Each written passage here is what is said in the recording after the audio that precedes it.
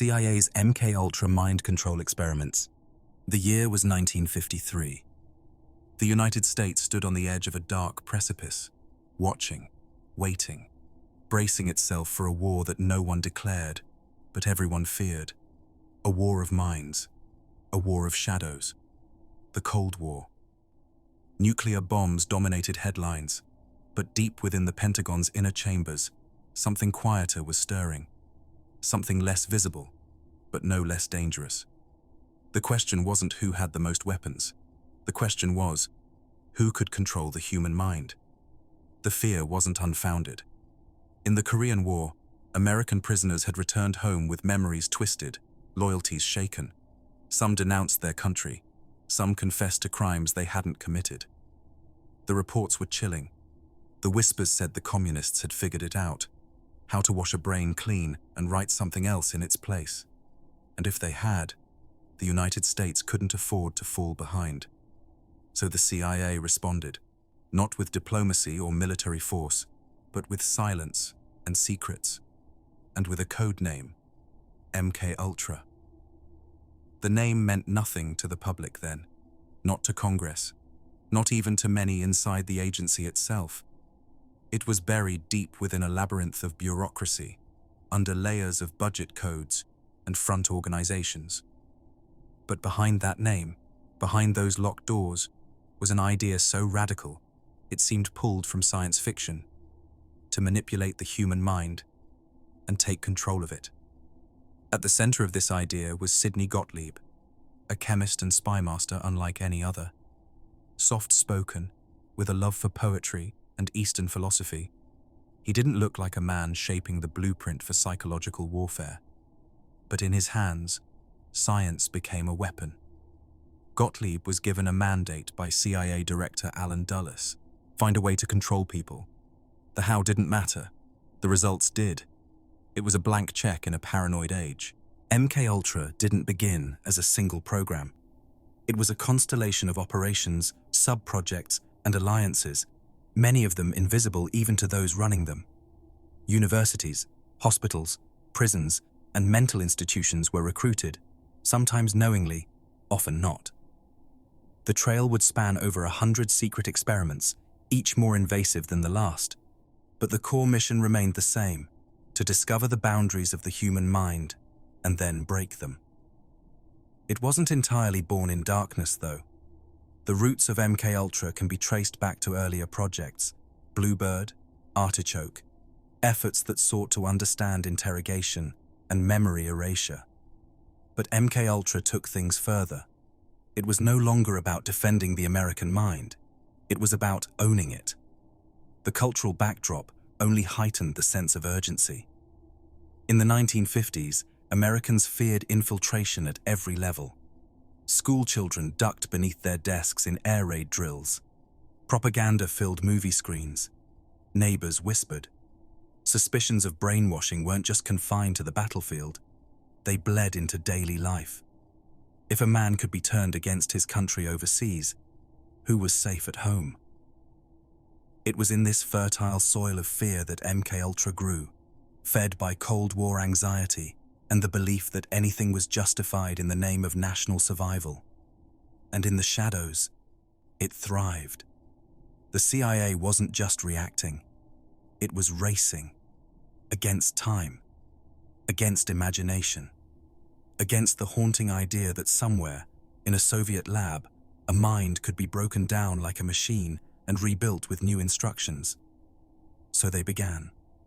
Experiments were crafted, volunteers recruited, others not so willingly. And as MKUltra's reach expanded, the agency's definition of ethics began to change, slowly, quietly, but undeniably. It was no longer about if they should, it became about how far they could go. And it's here, in this hushed space between fear and ambition, that the story of MKUltra begins to take shape. Not as a single event, but as a tapestry of methods, mistakes, and moments that would challenge the very concept of human autonomy. Which brings us to the question: what did they actually do?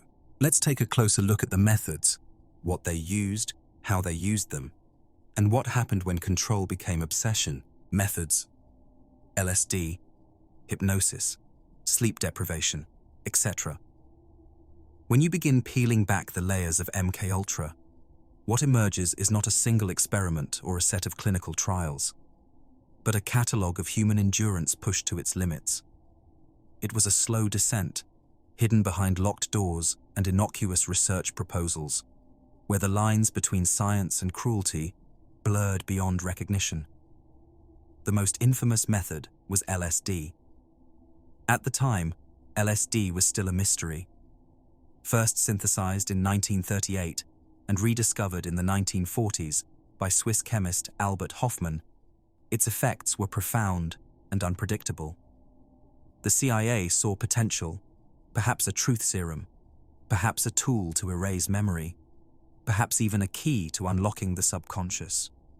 But they didn't just study LSD in theory, they used it, often without consent. In safe houses dubbed black sites, the CIA administered LSD to unsuspecting individuals, prostitutes, prisoners, addicts, mental patients, even government employees. Some were told they were participating in a study. Others were simply drugged and watched. Their reactions were observed, recorded, analyzed. One man, Dr. Frank Olson, never recovered. A biological warfare scientist himself, Olson was dosed with LSD without his knowledge. Days later, he was dead, having fallen from a hotel window in New York City under circumstances that remain murky to this day. His death would haunt the agency for decades, but LSD was only the beginning. MKUltra explored hypnosis, not as a party trick, but as a weapon. Could subjects be hypnotized to perform actions against their will? Could memories be erased or even implanted? In some trials, individuals were placed under hypnosis and instructed to commit acts they wouldn't otherwise consider. The results were mixed. But the interest was real. Sleep deprivation was another cornerstone. Some test subjects were kept awake for days on end, their mental stability slowly unraveling. In this fragile state, they were interrogated, drugged, or manipulated, pushed toward a psychological breaking point. In other cases, sensory deprivation chambers were used, subjects placed in complete darkness and silence, suspended in tanks, their sense of time and self slipping away. Electroshock therapy was repurposed, stripped of its clinical safeguards and used not as a treatment, but as a tool of erasure. Massive shocks were administered to wipe memories, leaving some subjects in catatonic states. There were even rumors, never fully substantiated, of experiments involving radiation exposure, biological agents, and attempts at remote influence using electromagnetic waves. The victims were often the most vulnerable: mental patients, prisoners, soldiers, addicts, people who could not give informed consent or who didn't understand what was being done to them. Some were chosen precisely because they were unlikely to fight back. The official records are incomplete. In 1973, as the Watergate scandal unfolded, CIA Director Richard Helms ordered the destruction of most MKUltra files. Thousands of documents vanished. What remains is a fragmented trail: memoirs, survivor testimonies, a few stray memos missed in the purge. And yet, even from this scattered evidence, a chilling picture emerges. It wasn't just about discovering what the mind could endure, it was about discovering what could be done to it. And still, perhaps the most disturbing part wasn't the methods themselves, but what they hoped to achieve. Who was experimented on? Civilians, prisoners, etc. They never volunteered. Most of them never even knew. As MKUltra spread through the underground corridors of power, it left behind a trail of lives, fractured, altered, and, in some cases, completely destroyed. Its targets were not just enemy agents or trained operatives. They were people, ordinary people, often chosen not for their relevance, but for their vulnerability. The project operated through a sprawling web of front organizations: universities, hospitals, military bases, psychiatric institutions. Sometimes these institutions were fully aware, Often they were not. Researchers accepted funding, signed paperwork, and conducted experiments, unaware of the deeper purpose behind the grant. And the people being studied? Rarely, if ever, were they given the choice. One of the most notorious sites was the Poitou Allen Memorial Institute in Montreal, where Dr. Ewan Cameron conducted brutal psychiatric experiments funded indirectly through the CIA. His methods, dubbed psychic driving, combined drug-induced sleep for weeks at a time, massive electroshock therapy, and endless repetition of recorded messages. The goal was to erase the patient's mind and rebuild it from scratch. His subjects were not spies or soldiers. They were patients seeking help, people suffering from anxiety, depression, postpartum disorders. Instead of healing, they were reduced to shadows of themselves. Many left unable to speak, recognize family, or even remember their own names. In American prisons, inmates were subjected to drug trials, particularly with LSD. In one California facility, a man named Whitey Bulger, who would later become a notorious gangster, was given LSD repeatedly over the course of months. He was told it was part of a program to find a cure for schizophrenia. In reality, it was part of a classified experiment to study psychological breakdown. Addicts and sex workers were also frequent targets. They were considered disposable, unlikely to be missed, unlikely to complain. In safe houses known as Operation Midnight Climax, prostitutes on the CIA payroll lured clients into rooms rigged with one-way mirrors. Without their knowledge, the clients were drugged with LSD and observed for hours by agents watching from behind the glass. Soldiers were used too. Young men enlisted in service, often obeying without question. They were told they were part of important government research, something to help the country. Some were given drugs. Others were hypnotized. A few were pushed to psychological breaking points, all under the guise of patriotism. And then there were the civilians, college students, mental patients, everyday people.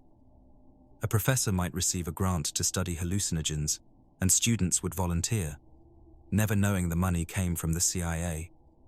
Some had bad trips. Others were never quite the same again. Consent was a fragile illusion.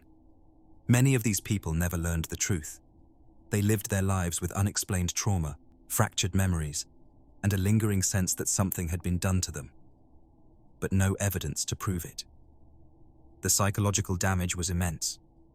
Some were institutionalized. Others lost families, careers, entire years of their lives. The trauma didn't end when the experiments did. It echoed forward, into the lives of their children, their communities, their unfinished stories. It's difficult to grasp the scale of MKUltra because so much was erased. But what remains, what survived the shredders and fire, reveals a system that preyed not just on the mind, but on trust itself. And perhaps most unsettling of all is the knowledge that many of these experiments weren't conducted in dark basements by rogue scientists. They happened in clean clinical labs, in respected institutions, in the heart of democracy. The victims were not only unwilling, they were invisible, and in the pursuit of control, the CIA didn't just test chemicals or methods, it tested the boundaries of human dignity. The death of Frank Olson and public outrage. On the morning of November 28, 1953, a man fell from the window of room 1018A at the Hotel Statler in New York City. His name was Frank Olson. The initial report was simple: a tragic accident, a man overcome by stress who jumped or fell during a mental breakdown. But the truth, when it finally emerged decades later, was far more disturbing. Frank Olson was a biochemist. He worked at Fort Detrick, Maryland, specializing in biological warfare. He had top security clearance. He had access to some of the darkest corners of Cold War science. And he was uneasy about what he saw. What he didn't know, what he never consented to, was that he had become a test subject. 9 days before his death, Olson attended a retreat with CIA and Army officials. At dinner, He was secretly dosed with LSD by Sidney Gottlieb, the man leading MKUltra. It was part of an internal test to observe the effects of the drug on unwitting participants. Olson began to unravel almost immediately. He grew paranoid, agitated, confused. He told friends he had made a terrible mistake, that he was involved in work he could no longer justify. He began to question not only the ethics of his research, but the legality of the programs he'd been part of. He spoke of leaving, of exposing the truth. A few days later, he was dead. His death was ruled a suicide. But the circumstances didn't add up. Why had a trained scientist with no history of mental illness suddenly become unstable? Why had he been taken to New York instead of hospitalized? And why, in the years following his death, did the CIA go to such great lengths to bury every trace of what happened? In the 1970s, the truth began to surface. A government report revealed that Olson had been dosed without his knowledge. His family, left in the dark for decades, was devastated. The details of MKUltra began to spill into the public sphere, and the outrage was immediate. Frank Olson became the face of MKUltra's recklessness. He was not a dissident or an enemy. He was one of them, a loyal scientist. And yet, when he became inconvenient, when his conscience threatened exposure, he was treated as expendable. In 1994, his body was exhumed. A forensic examination revealed injuries inconsistent with a fall, blows to the head that suggested he may have been struck before going out the window. To this day, the exact circumstances of his death remain a mystery. Was it suicide? A psychotic break? Or something darker? A cover-up for an execution carried out by an agency protecting its secrets? The Olson case shocked the American public. It wasn't just about one man's death. It was about a government operating in the shadows, crossing moral and legal boundaries in the name of national security. The media seized the story. The Senate held hearings. The term MKUltra entered the public lexicon, not as a symbol of innovation, but of betrayal. In 1975, President Gerald Ford issued a rare public apology to Olson's family. But no one was ever prosecuted. No official was held accountable. The death of Frank Olson wasn't the end of MKUltra, but it was the moment the curtain began to lift, and what the public saw behind it was a machine built on secrecy, silence, and sacrifice. 1970s, investigations and document destruction. By the early 1970s, the shadow cast by MKUltra was beginning to slip into the light. The social climate had shifted. The Vietnam War had fractured public trust. The Watergate scandal was unraveling in real time. Americans were no longer willing to believe blindly in the nobility of their institutions. And into this atmosphere of skepticism came whispers of mind control, of government overreach, of experiments that had never been accounted for. The first cracks appeared quietly. Journalists, activists, and a few determined members of Congress began asking questions about surveillance, about covert programs, about the boundaries the CIA was willing to cross. Among them was Seymour Hersh, a Pulitzer Prize-winning journalist for the New York Times, who in 1974 revealed that the CIA had been conducting illegal surveillance on US citizens. But buried in his report was something even more startling: hints of secret behavior modification experiments. Congress could no longer look away. In 1975, Senator Frank Church launched what would become one of the most important oversight efforts in US history, the Church Committee.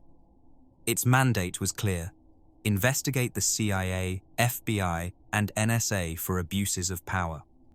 In its hearings, for the first time, the public heard the name MKUltra spoken aloud. The testimonies were disturbing. Former CIA officials described experiments conducted on unwitting civilians. They admitted that the agency had operated without oversight, without accountability, and that for over 2 decades, it had been engaged in an aggressive program to manipulate the human mind. But when it came time to deliver the evidence, something chilling had already occurred. In 1973, Just as the Watergate scandal was heating up, CIA Director Richard Helms made a decision.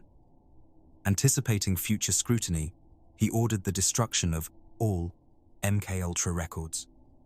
Thousands of documents detailing sub-projects, funding, outcomes, and human subjects were shredded. The official rationale: protecting national security. But the result was devastating. Entire sections of the program's history were wiped clean. Victims lost the chance to find answers. Congress lost the opportunity to uncover the full scope of what had happened. And the American public was left to piece together fragments through scattered files, survivor accounts, and declassified reports that survived by accident. One such document cache, roughly 20,000 pages, had been misfiled under a financial heading and escaped destruction. These pages provided some of the clearest glimpses into MKUltra's operations: code names, test sites, funding routes, and contracts with outside researchers. Still, the damage had been done. In the absence of complete records, speculation flourished. How many people had been experimented on?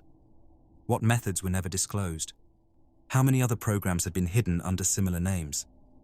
The Church Committee's final report condemned the CIA's actions. It described a culture of secrecy that had enabled abuse. It called for stronger oversight and clearer ethical boundaries. But in many ways, it was too late. The experiments had ended. The architects had retired. The files had burned. What remained was the haunting knowledge that, for decades, the United States government had sanctioned psychological warfare, not on foreign enemies, but on its own people. And perhaps even more haunting was the realization that much of it would never be known. What survived? FOIA and testimony. After the shredders fell silent and the Church Committee hearings ended, it would have been easy to assume the trail of MKUltra had gone cold forever. But in the decades that followed, a handful of survivors, journalists, and truth seekers refused to let the story fade. And slowly, piece by piece, fragments of the truth began to re-emerge. One of the most powerful tools in this resurgence was the Freedom of Information Act, FOIA. Passed in 1966, but strengthened in the aftermath of Watergate, FOIA gave citizens the right to request access to federal records. And for those pursuing MKUltra, it became a lifeline. In 1977, a journalist named John Marks, working with the Center for National Security Studies, filed a FOIA request that led to a breakthrough.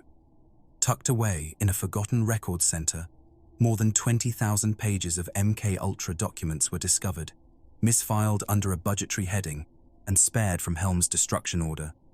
These documents were raw and technical, filled with contract numbers, coded language, and scientific jargon, but they provided the first tangible evidence of MKUltra's scope. They revealed sub-projects on everything from electroshock therapy to isolation chambers, from drug testing to attempts at behavior modification through radio waves. They also showed just how embedded MKUltra had become in American institutions. Universities like Harvard and Stanford, hospitals across the country, even pharmaceutical companies. Many had accepted funding through front organizations, unaware or unwilling to ask where it truly came from. Beyond the paperwork, there were the testimonies. Some came from former CIA officials who described the internal logic of the program, how fear of Soviet brainwashing justified nearly anything. Others came from researchers who admitted they didn't always know the full purpose of the studies they were conducting.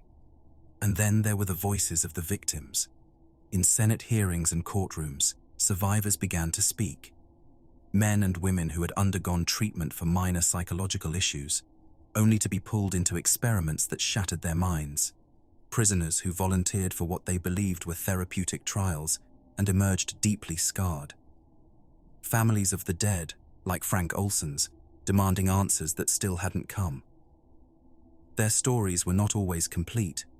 Memory, after all, was one of the first casualties of the program. But taken together, their testimonies painted a picture more vivid than any document ever could. The FOIA documents and survivor testimonies didn't solve the mystery of MKUltra, but they preserved it. They kept the story alive, anchored in facts, rooted in real people, impossible to fully deny. To this day, more information trickles out.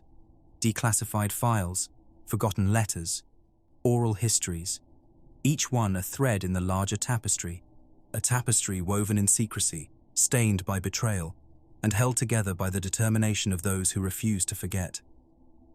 And though the full truth of MKUltra may never be known, what has survived is enough to ask one final question. What legacy did it leave behind? Legacy in media, ethics, and public distrust. MKUltra did not end with a bang or a reckoning. It faded into the background, disavowed, dismantled, and denied. But its echoes remain. You can hear them in the skepticism that greets every government disclosure.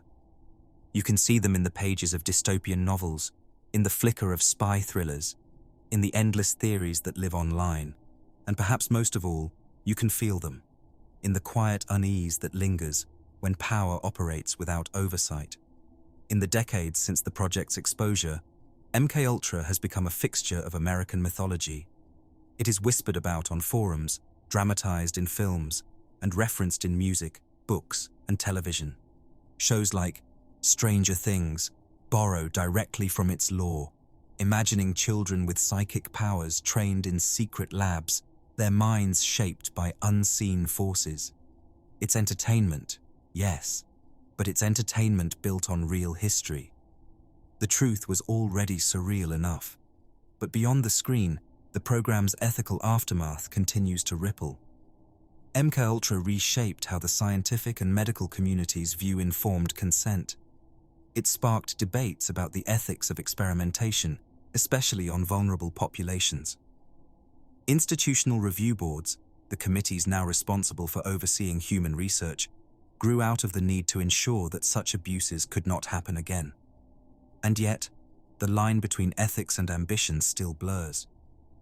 New technologies raise new questions: neurostimulation, brain-machine interfaces, artificial intelligence designed to predict and influence behavior. With every new advancement, the same dilemma returns. Just because something is possible, does that mean it should be done? MKUltra also changed how the public sees authority. It eroded the assumption that democratic governments always act in the public interest. It showed that secrecy can shield not just intelligence gathering, but deep, systemic harm. For some, the revelations led to outrage and reform. For others, they opened the door to endless suspicion. In the years that followed, trust in government institutions declined. Polls showed rising doubt in everything from healthcare to foreign policy. Whistleblowers became both heroes and pariahs, and conspiracy theories, once relegated to the margins, found fertile ground in a population newly aware of what its leaders had once been willing to do. MKUltra became more than a program.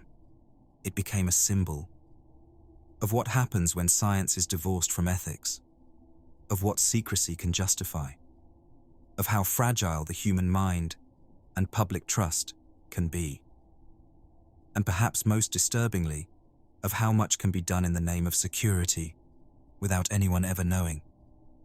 As the years pass, the names and faces fade, the documents yellow, the testimonies age, but the legacy endures, not in labs or files or government archives, but in our collective memory.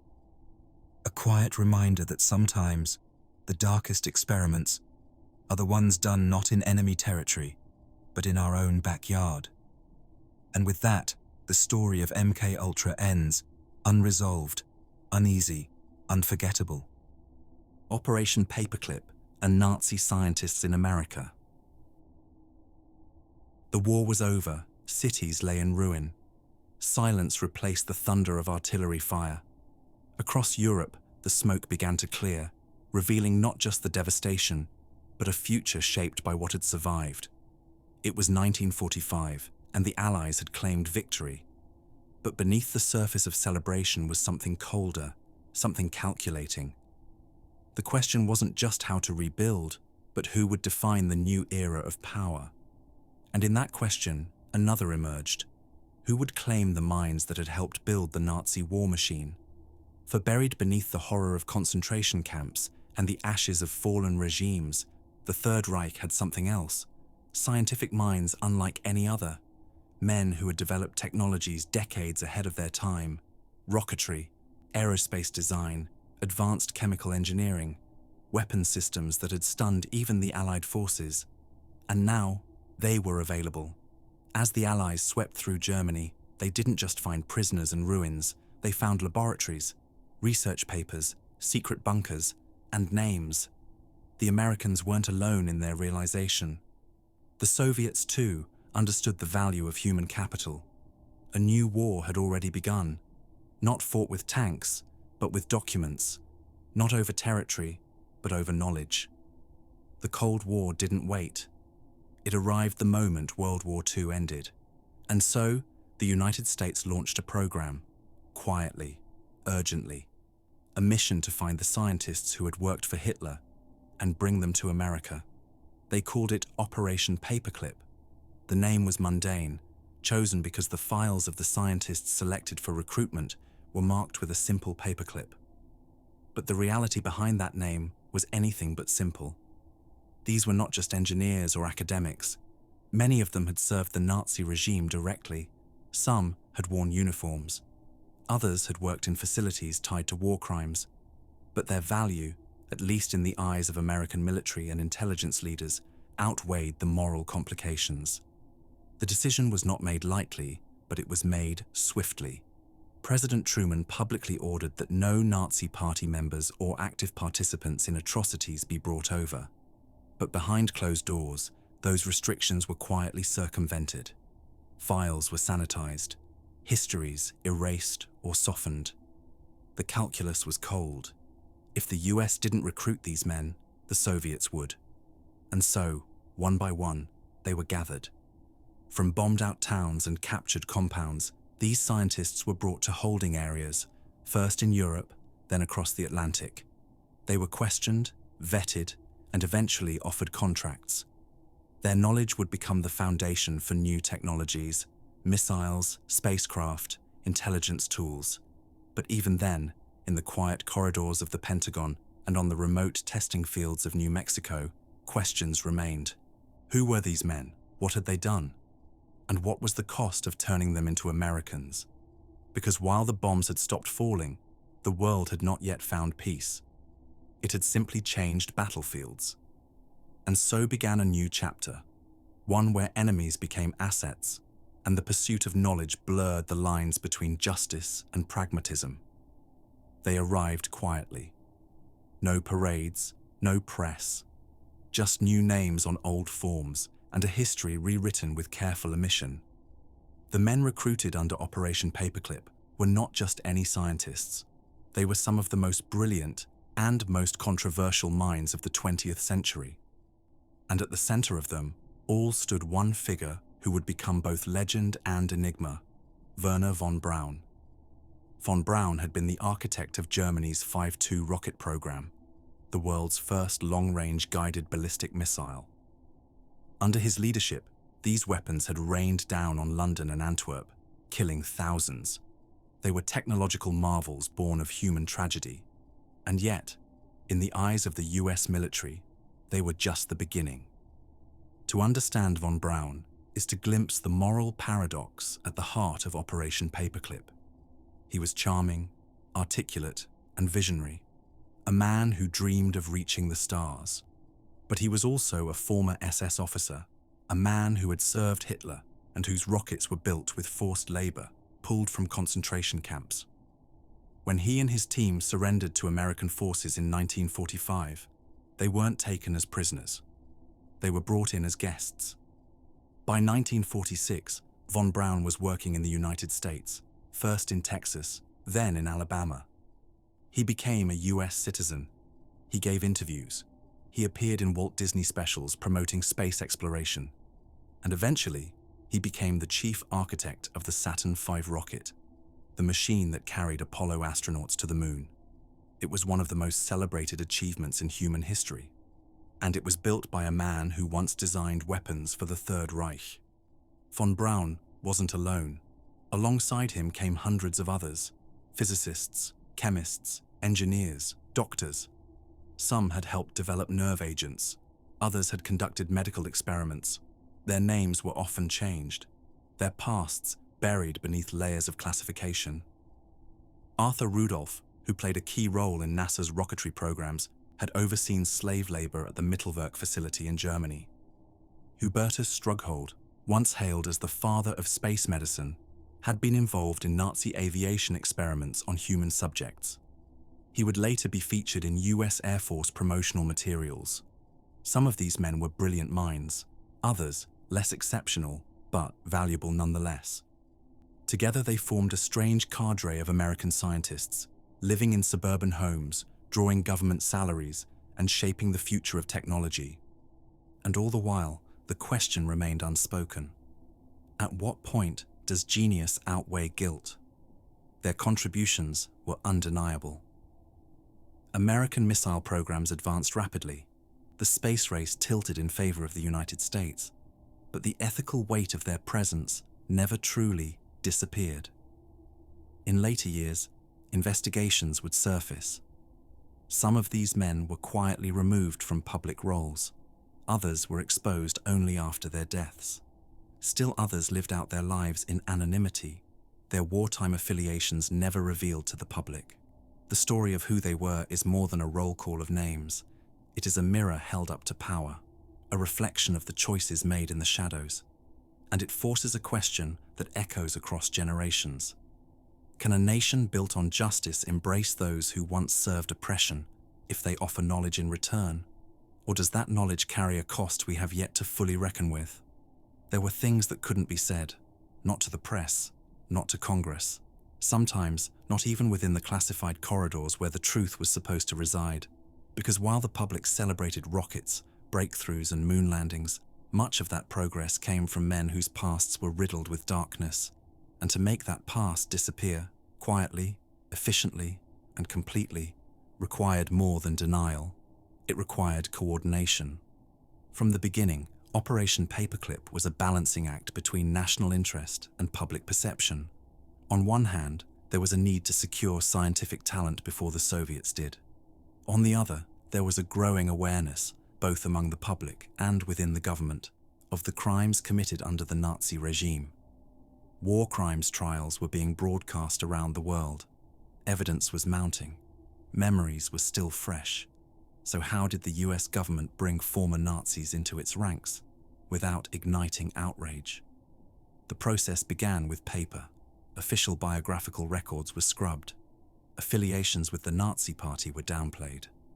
SS memberships were omitted or reinterpreted. In some cases, documents were altered outright. The Office of Strategic Services, predecessor to the CIA, played a key role in this effort, creating sanitized profiles to present to immigration officials and military commanders. The State Department initially resisted. They had strict policies against admitting individuals with Nazi affiliations. But those objections were overridden. The justification? National security, scientific necessity, strategic advantage. One internal memo described the dilemma in stark terms. If the US didn't make use of these scientists, the Soviets certainly would. Werner von Braun's SS membership, labeled nominal. Arthur Rudolph's role in a factory that used slave labor, rewritten as logistical oversight, even known affiliations. With organizations later condemned at Nuremberg, were reclassified as politically insignificant. And when these men arrived in America, they were settled quietly, given new homes, new jobs, new narratives. In some cases, they were assigned to secure military facilities with limited outside access. In others, they were given positions at major universities, introduced not as former enemies, but as refugees of a collapsed regime. The public was largely unaware. The press had only fragments, and those who tried to investigate often found themselves stonewalled. Years later, when more information began to surface through declassified files and journalistic digging, the picture became clearer. This wasn't accidental. It was orchestrated. Presidents were briefed. Military leaders signed off. Intelligence agencies handled the logistics. The machinery of a democracy had turned, deliberately, to make room for men whose pasts might otherwise have disqualified them from entry, let alone trust. It wasn't until the 1980s and 90s that the full extent of the cover-ups began to emerge. Investigations by the Department of Justice's Office of Special Investigations revealed the deliberate obfuscation of Nazi ties. Some individuals were quietly removed from government roles. Others had died before the truth caught up with them. But the legacy of those decisions remains. It is a story not only of moral compromise, but of how history itself can be rewritten, not through erasure, but through silence. A silence sanctioned at the highest levels. And it leaves us with a final, unsettling reflection. The past, even one stained by atrocity, can be hidden, if those in power decide it's useful enough to protect. When people think of space exploration, they often picture the gleaming rockets of the Apollo missions, the grainy footage of Neil Armstrong stepping onto the lunar surface, the stars and stripes planted in the grey dust of the moon. What they don't always see is the shadow cast beneath it. Because much of that journey, from Earth to the Sea of Tranquility, was paved with knowledge carried across the Atlantic by men who had once served a very different regime. Operation Paperclip did more than import scientists. It imported ambition, expertise. Entire systems of knowledge cultivated under the pressures of war and dictatorship. And once in the United States, that expertise was redirected, not toward destruction, but toward something more aspirational, the conquest of space. At the heart of this transformation was Wernher von Braun, the former SS officer who once designed V-2 rockets for Nazi Germany, became the face of America's space program. Under his leadership, the team at Redstone Arsenal and later at NASA's Marshall Space Flight Center developed the Jupiter C rocket that launched America's first satellite, Explorer 1. But that was only the beginning. Von Braun would go on to lead the development of the Saturn V, the most powerful rocket ever built, which delivered the Apollo astronauts to the moon. His genius was undeniable, but it was not isolated. Behind him stood an entire team, many of whom had worked with him during the war, now wearing American uniforms, speaking English, and drawing government paychecks. Their fingerprints were everywhere, in propulsion systems, guidance technologies, ballistic missile designs, atmospheric re-entry calculations, medicine, metallurgy, even computing saw advancements fueled by the knowledge these men brought. And it wasn't limited to NASA. The Cold War, already underway by the late 1940s, became a proving ground for the military applications of Paperclip's brain trust. Scientists contributed to the development of intercontinental ballistic missiles, reconnaissance aircraft, and early warning systems. The line between scientific research and weapons development blurred again, just as it had during the war. Their work helped build the arsenal of deterrence, the missiles in silos, the bombers in hangars, the satellites orbiting silently overhead. These weren't just remnants of Nazi engineering. They were its evolution. And in many ways, they worked. The United States surged ahead in the space race, landing a man on the moon before the end of the 1960s. The arms race stabilized into a doctrine of mutually assured destruction, grim but effective. The scientists of Operation Paperclip became celebrated figures, some publicly, others behind closed doors. Yet even as their contributions were hailed, their origins remained controversial. Could the wonders they helped build ever fully outweigh the horrors they had once been part of? It is a question without a clear answer, one that hangs between the stars we reached for and the history we tried to forget. And perhaps that's the most enduring legacy of Operation Paperclip. Not the rockets, not the technology, but the moral gravity that accompanied them. A reminder that progress often comes with a cost, and that the future we build may carry echoes of the past we never fully escaped. There's a moment, often unspoken, that arrives long after the applause fades. After the rockets launch, after the awards are given, after the last lines of history are written in textbooks. It's the moment when we ask, quietly, what it all meant. Operation Paperclip achieved many things: technological progress, strategic advantage, scientific marvels that altered the course of the 20th century. But in its wake, it left a trail not of destruction, but of unanswered questions. What do we sacrifice when we trade justice for knowledge? When we invite into our institutions the very people who once stood for ideologies we claim to oppose? For some, the answer is simple. The ends justified the means. Without these scientists, the United States may have lost the space race, fallen behind in the arms race, lost leverage in a dangerous world. But for others, the answer is less clear. Because buried beneath every launch and breakthrough was a deeper cost, not just to morality, but to memory. By giving these men new lives, new identities, and in some cases, hero status, the US blurred the line between accountability and ambition. Some of the individuals recruited had overseen forced labor. Some had conducted or assisted in experiments on prisoners. Their knowledge had been shaped by regimes that viewed human life as expendable. And yet, they were welcomed, paid, celebrated. The ethical dilemma isn't theoretical. It lives in the contrast between what was known and what was ignored. It lives in the decisions made behind closed doors, where practicality won out over principle. And perhaps most painfully, it lives in the silence of those who never had the chance to object, the victims whose stories were never told, the prisoners whose suffering was never acknowledged, the civilians who never knew who lived next door. The legacy of Operation Paperclip isn't just a matter of historical record. It's a reflection of the choices nations make when faced with uncertainty, the willingness to look the other way when the future is at stake, and the enduring tension between scientific progress and human rights.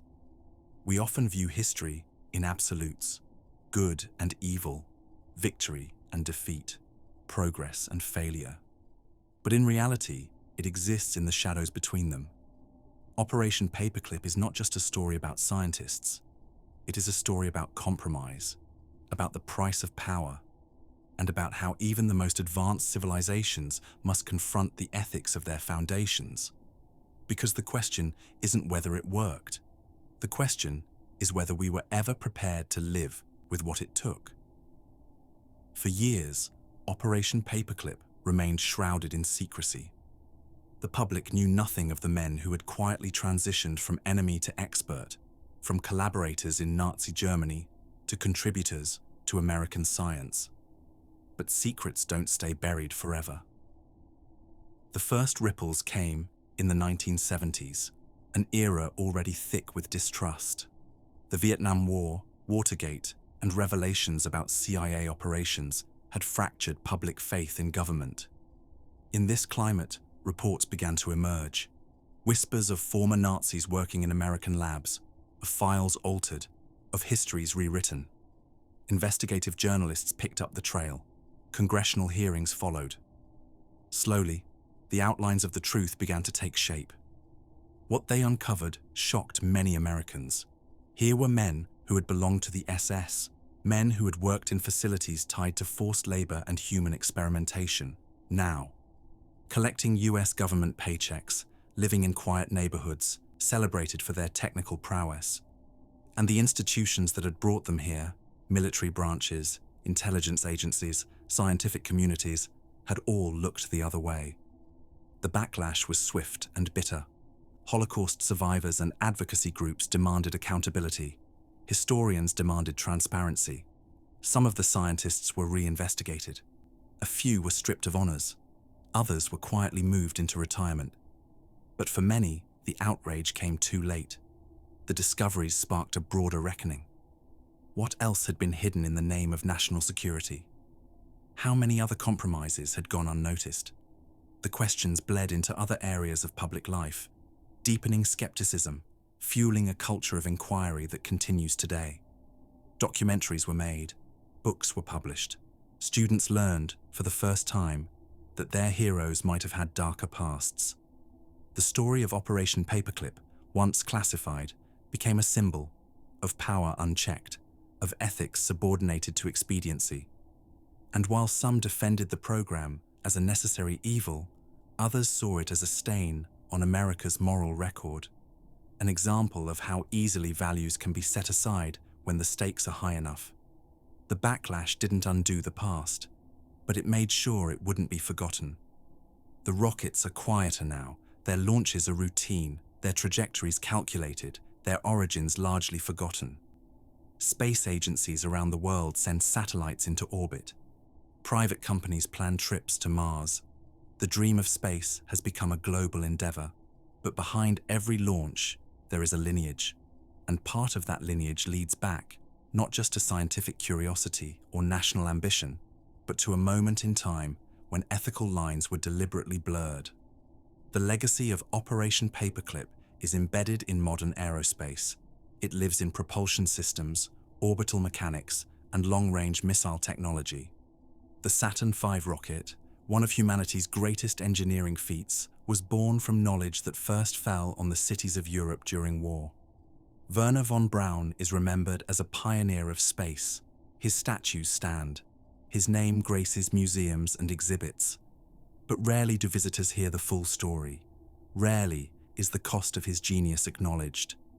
And yet, history has not forgotten entirely. In recent years, there's been a quiet reckoning. Scholars, activists, and investigative journalists have worked to uncover the fuller picture of what was gained and what was hidden, of the scientists who made extraordinary contributions to aerospace, and of the systems that enabled them to do so without ever fully answering for the past. Ethics boards are now standard in scientific research. Human trials are subject to oversight. The abuses that once went unchecked are, now, at least in theory, protected against. But the questions raised by Operation Paperclip remain as urgent as ever. In a world increasingly driven by technological advancement, by artificial intelligence, genetic engineering, and space colonization, how do we decide who gets to build the future? What compromises are we willing to accept in the name of progress? And what histories are we willing to forget, so long as the rockets fly straight? Operation Paperclip isn't just a story of the past. It's a lesson, a warning, a reflection. Because no matter how far we go, some shadows still follow us into the stars. For years, Operation Paperclip remained shrouded in secrecy. The public knew nothing of the men who had quietly transitioned from enemy to expert, from collaborators in Nazi Germany to contributors to American science. But secrets don't stay buried forever. The first ripples came in the 1970s, an era already thick with distrust. The Vietnam War, Watergate, and revelations about CIA operations had fractured public faith in government. In this climate, reports began to emerge. Whispers of former Nazis working in American labs, of files altered, of histories rewritten. Investigative journalists picked up the trail. Congressional hearings followed. Slowly, the outlines of the truth began to take shape. What they uncovered shocked many Americans. Here were men who had belonged to the SS, men who had worked in facilities tied to forced labor and human experimentation, now collecting US government paychecks, living in quiet neighborhoods, celebrated for their technical prowess. And the institutions that had brought them here, military branches, intelligence agencies, scientific communities, had all looked the other way. The backlash was swift and bitter. Holocaust survivors and advocacy groups demanded accountability. Historians demanded transparency. Some of the scientists were reinvestigated. A few were stripped of honors. Others were quietly moved into retirement. But for many, the outrage came too late. The discoveries sparked a broader reckoning. What else had been hidden in the name of national security? How many other compromises had gone unnoticed? The questions bled into other areas of public life, deepening skepticism, fueling a culture of inquiry that continues today. Documentaries were made, books were published. Students learned for the first time that their heroes might have had darker pasts. The story of Operation Paperclip, once classified, became a symbol of power unchecked, of ethics subordinated to expediency. And while some defended the program as a necessary evil, others saw it as a stain on America's moral record, an example of how easily values can be set aside when the stakes are high enough. The backlash didn't undo the past, but it made sure it wouldn't be forgotten. The Lost Cosmonauts Conspiracy, Soviet Space Program. It began not with the roar of rockets, but with silence. In the aftermath of World War II, the world's great powers were not just rebuilding, they were reaching for control, for ideology, and soon for the stars. The Cold War had ignited an invisible frontier, one where battles would no longer be fought on land or sea, but in orbit. A race for supremacy between two ideologies, two visions of the future. And at the heart of this race was the Soviet Union. By the late 1950s, the USSR had achieved something extraordinary. On October 4th, 1957, they launched Sputnik 1, the first artificial satellite to orbit the Earth. A polished metal sphere, only 58 centimeters wide, that beeped its way across the sky, stunning the world. To the West, it was a shock. To the Soviets, a triumph. They had beaten the Americans into space. But behind the scenes, the story was more complex. The Soviet space program was a closely guarded secret. Its achievements broadcast with fanfare. Its failures buried beneath layers of classified silence. The Design Bureau, led by the legendary Sergei Korolev, was operating under immense political pressure. Each success was paraded, each setback erased. Korolev himself was a mystery. Imprisoned under Stalin, then released and elevated to hero status, his name was never officially attached to his work until after his death. Even he existed in a kind of engineered anonymity.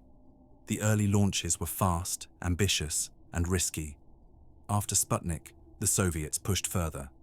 In 1959, Luna 2 became the first human-made object to impact the Moon. Luna 3 photographed its far side. And on April 12, 1961, they launched Yuri Gagarin into orbit, the first human in space. But here is where the shadow begins to grow, because for every confirmed success, there are whispers of something else. Flights that never made it, missions that disappeared, cosmonauts whose names were never announced. Only echoes, only traces. The Soviet Union controlled its narrative with precision. Media was state-run, archives were sealed, and the failures of the program, tests that ended in disaster, were treated not as history, but as secrets. It is within this atmosphere of silence that the theory of the lost cosmonauts was born. But to understand the theory, one must first understand the environment that created it. A time when reaching space wasn't just about science. It was about power. It was about image. And in that race, failure had no place. If the Soviets sought to control the narrative of space exploration, there were others who tried to listen through the cracks. In the early 1960s, long before international cooperation and open data, the skies above Earth were filled with signals. Radio pulses, static bursts, encoded telemetry. It was the language of machines in orbit. And sometimes, it seemed to speak of things that weren't meant to be heard. Enter the Giudica Cordiglia brothers, operating out of an abandoned German bunker near Turin, Italy. Achille and Giovanni Battista were amateur radio operators, hobbyists with a deep knowledge of Soviet frequencies and a desire to monitor the heavens. Using homemade equipment and scavenged military gear, they tuned into the sky. And what they claimed to record would ignite one of the most chilling legends of the space race. In 1960, they announced that they had captured transmissions from a Soviet capsule, seemingly in distress. Heavy breathing, a rapid heartbeat, then silence. In the years that followed, they released more recordings. A cosmonaut reportedly calling out coordinates. A voice repeating the word heat in rising panic. Another fading out as oxygen appeared to run out. One even seemed to capture a woman, pleading, disoriented, her words broken by static. None of these flights were ever acknowledged by the USSR. There were no names, no missions, no recoveries. The Soviet government denied everything. Officials said the transmissions were faked, misinterpreted, or outright fabrications. Skeptics pointed to the brothers' lack of formal training, the unverifiable origins of their recordings, the inconsistencies in timing. But others were not so sure, because the Giudica Cordiglia brothers weren't alone.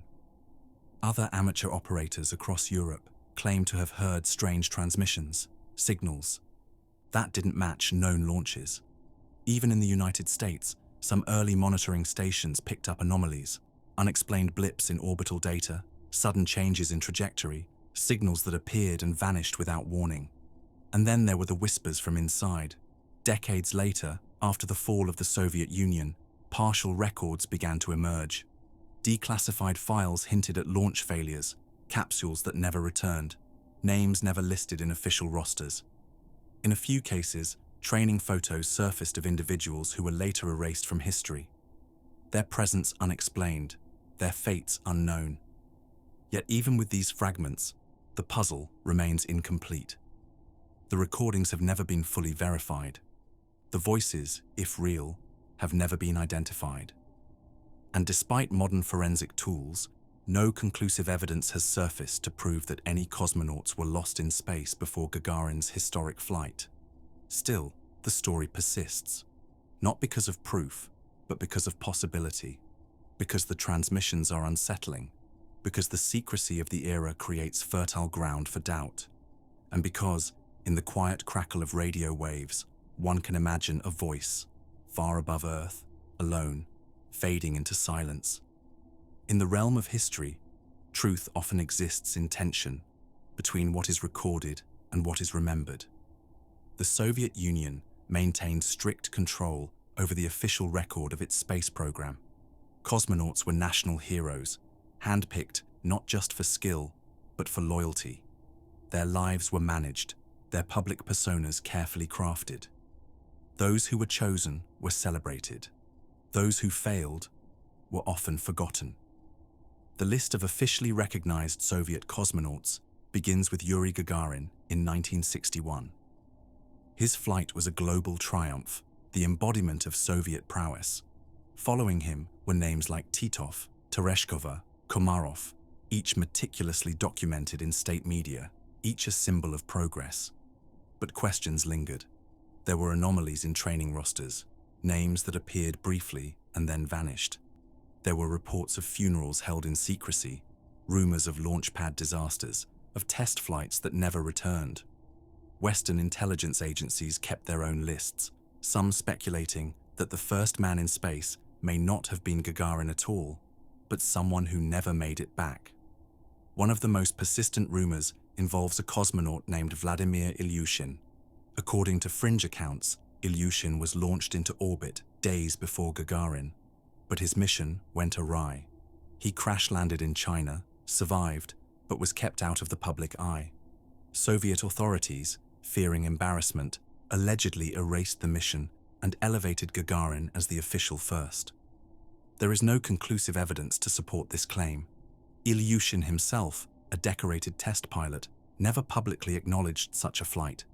But the timing of certain state communications, the secrecy surrounding early missions, and the gaps in archival records have kept the theory alive. Other alleged names, Sergei Shiburin, Alexei Ladovsky, Andrei Mitkov, exist only in rumor.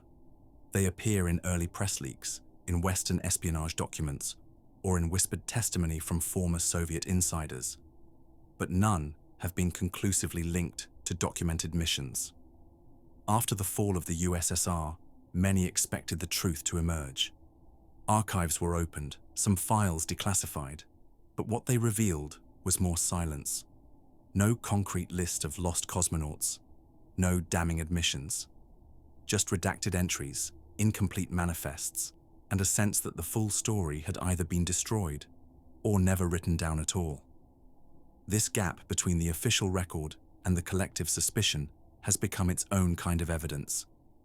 In a regime known for control and secrecy, The absence of data is often more telling than its presence. Why would names be removed from training lists? Why were early launch failures so thoroughly erased? In the end, there may be no definitive answer. The line between fact and fabrication has blurred across decades. What remains is a question suspended in time, orbiting just beyond the reach of certainty. And perhaps that is the true legacy of the lost cosmonauts, not in whether they lived or died in silence, but in how their story continues to echo through the static of history. In the years since the first whispers of the lost cosmonauts began, historians, journalists, and researchers have tried to sift through the fog, to separate signal from noise, truth from Cold War myth. The idea of phantom cosmonauts, space travelers whose missions were erased, whose names were never published, and whose fates remain unknown, has become more than just a conspiracy theory. It is now a subject of serious academic scrutiny. Researchers have combed through declassified Soviet documents, memoirs of engineers, testimonies from military personnel, and records from international tracking stations. Many of the stories once taken as gospel have unraveled under close inspection. Names once thought lost were revealed to be training candidates who never flew. Early launch failures, though disastrous, often involved unmanned craft, and the famed Giudica Cordiglia recordings, still chilling, have yet to be corroborated by any official source. Historian Asif Siddiqui, one of the most respected scholars on the Soviet space program, has spent decades tracing these rumors. His work reveals a pattern. While the Soviet Union certainly obscured failures, there is little hard evidence to support the idea of manned missions being erased entirely. But even Siddiqui acknowledges the difficulty. Records were destroyed. Some were never kept. The Soviet regime was capable of rewriting history, and it often did. In this environment, absence becomes as haunting as presence. Western intelligence archives from the CIA and NSA also explored the possibility. Memos and briefings occasionally referenced unverified launches or unusual telemetry, but none confirmed the existence of erased cosmonauts. The fog of misinformation ran both ways, shaped as much by fear and propaganda as by truth. Then there is the psychological dimension. The idea of the lost, the erased, the unknown resonates. It taps into our fear of isolation, of being forgotten. It reflects the shadow side of progress, the human cost that may be hidden behind the glory of exploration. In the 1960s, at the height of Cold War tension, the image of a lone voice drifting beyond Earth became a symbol, a metaphor, a warning. And that's perhaps where the theory endures most powerfully. Not in the archives, but in the imagination. Because even if the phantom cosmonauts never existed, their legend tells us something about the era that birthed them, about the secrecy of empires, about the dangers of unchecked ambition, and about the way humans reach toward the stars, even if some, perhaps, are lost along the way. Secrecy was not just a strategy during the Cold War. It was a currency, a means of power, a way to shape the world not through truth, but through control. And nowhere was this more evident than in the realm of science. Both the United States and the Soviet Union pursued technological dominance under veils of confidentiality. Laboratories were built underground. Research was divided, compartmentalized, and hidden behind layers of bureaucracy. Even the most brilliant scientists often had only a fragment of the whole picture. In the Soviet Union, secrecy wasn't just about hiding failures, it was about crafting a narrative of inevitability, that the state was infallible, that its progress was linear and unstoppable. To admit a failed launch, a dead cosmonaut, a broken promise, was to introduce doubt. And doubt was dangerous. This culture extended beyond rocketry. Nuclear development, genetics, medicine, even weather data were cloaked in classification. The space program became both a scientific enterprise and a performance of ideological strength. Yet this secrecy came at a cost. Mistakes were repeated because they weren't acknowledged. Innovations were delayed because they weren't shared. And when disasters occurred, whether in the silence of orbit or the closed chambers of a laboratory, they often did so without witnesses, without records, without learning. The United States had its own systems of secrecy. Agencies like the CIA and NSA monitored foreign signals, intercepted transmissions, and buried their findings in vaults for decades. Knowledge was power, but it was also weaponized, fragmented, and hoarded. The consequence was a kind of blindness. Each side speculated wildly about the other's capabilities. Paranoia shaped policy. Misinformation flowed freely, sometimes deliberately, sometimes as a result of sheer absence. And within this vacuum, myths flourished, myths like the lost cosmonauts. Because when you hide the truth, people will imagine it. And often, what they imagine is far more compelling and far more haunting than what actually occurred. Secrecy, in this sense, became the breeding ground for legend. It birthed not only silence, but suspicion. Not only gaps in knowledge, but stories that filled those gaps with voices crying out in the dark. As the Cold War faded, some truths emerged. Archives were opened, interviews conducted, but others, perhaps the most profound, remained locked in time, buried not by conspiracy, but by design. In the story of the lost cosmonauts, secrecy was not just the setting, it was the force that shaped the narrative. That distorted it, that gave it power. And in that silence, we are left to wonder, what else was lost? In the digital age, secrets have a shorter shelf life. What was once locked behind the Iron Curtain is now scrutinized through satellite imagery, declassified documents, and global collaboration. Modern technology has brought with it new tools for validation, ways to test old stories, to challenge long-held beliefs, and to bring fresh light to the shadows of the past. The mystery of the lost cosmonauts has not been immune to this scrutiny. In recent years, space historians, archivists, and digital investigators have combed through troves of Cold War records. NASA transcripts, Soviet mission logs, satellite launch manifests, all are now dissected in forums, libraries, and digital archives. New correlations have emerged, some confirming early rumors of launch failures, others dispelling them with precise timelines and technical data. Digital audio forensics has also been applied to the Judica Cordiglia recordings. Analysts have examined the waveforms, compared voice characteristics, and searched for background noise signatures that might confirm or disprove the origins of the tapes. So far, the results are inconclusive. The recordings remain haunting, but without a smoking gun. Their authenticity remains a matter of interpretation. Even artificial intelligence has entered the search. AI models, trained on Soviet-era documentation and launch telemetry, are used to cross-reference known missions with rumored ones. Language processing algorithms attempt to extract patterns from declassified Russian files, some of which had never been translated before. But while AI brings speed, it does not guarantee certainty. The documents are often incomplete, redacted, or contradictory. Organizations like the Space Policy Institute and researchers at institutions like George Washington University have also taken up the task.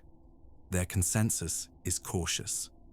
While there's evidence of extreme secrecy and possible cover-ups of accidents, there is still no verified proof that manned missions were launched and lost prior to Gagarin.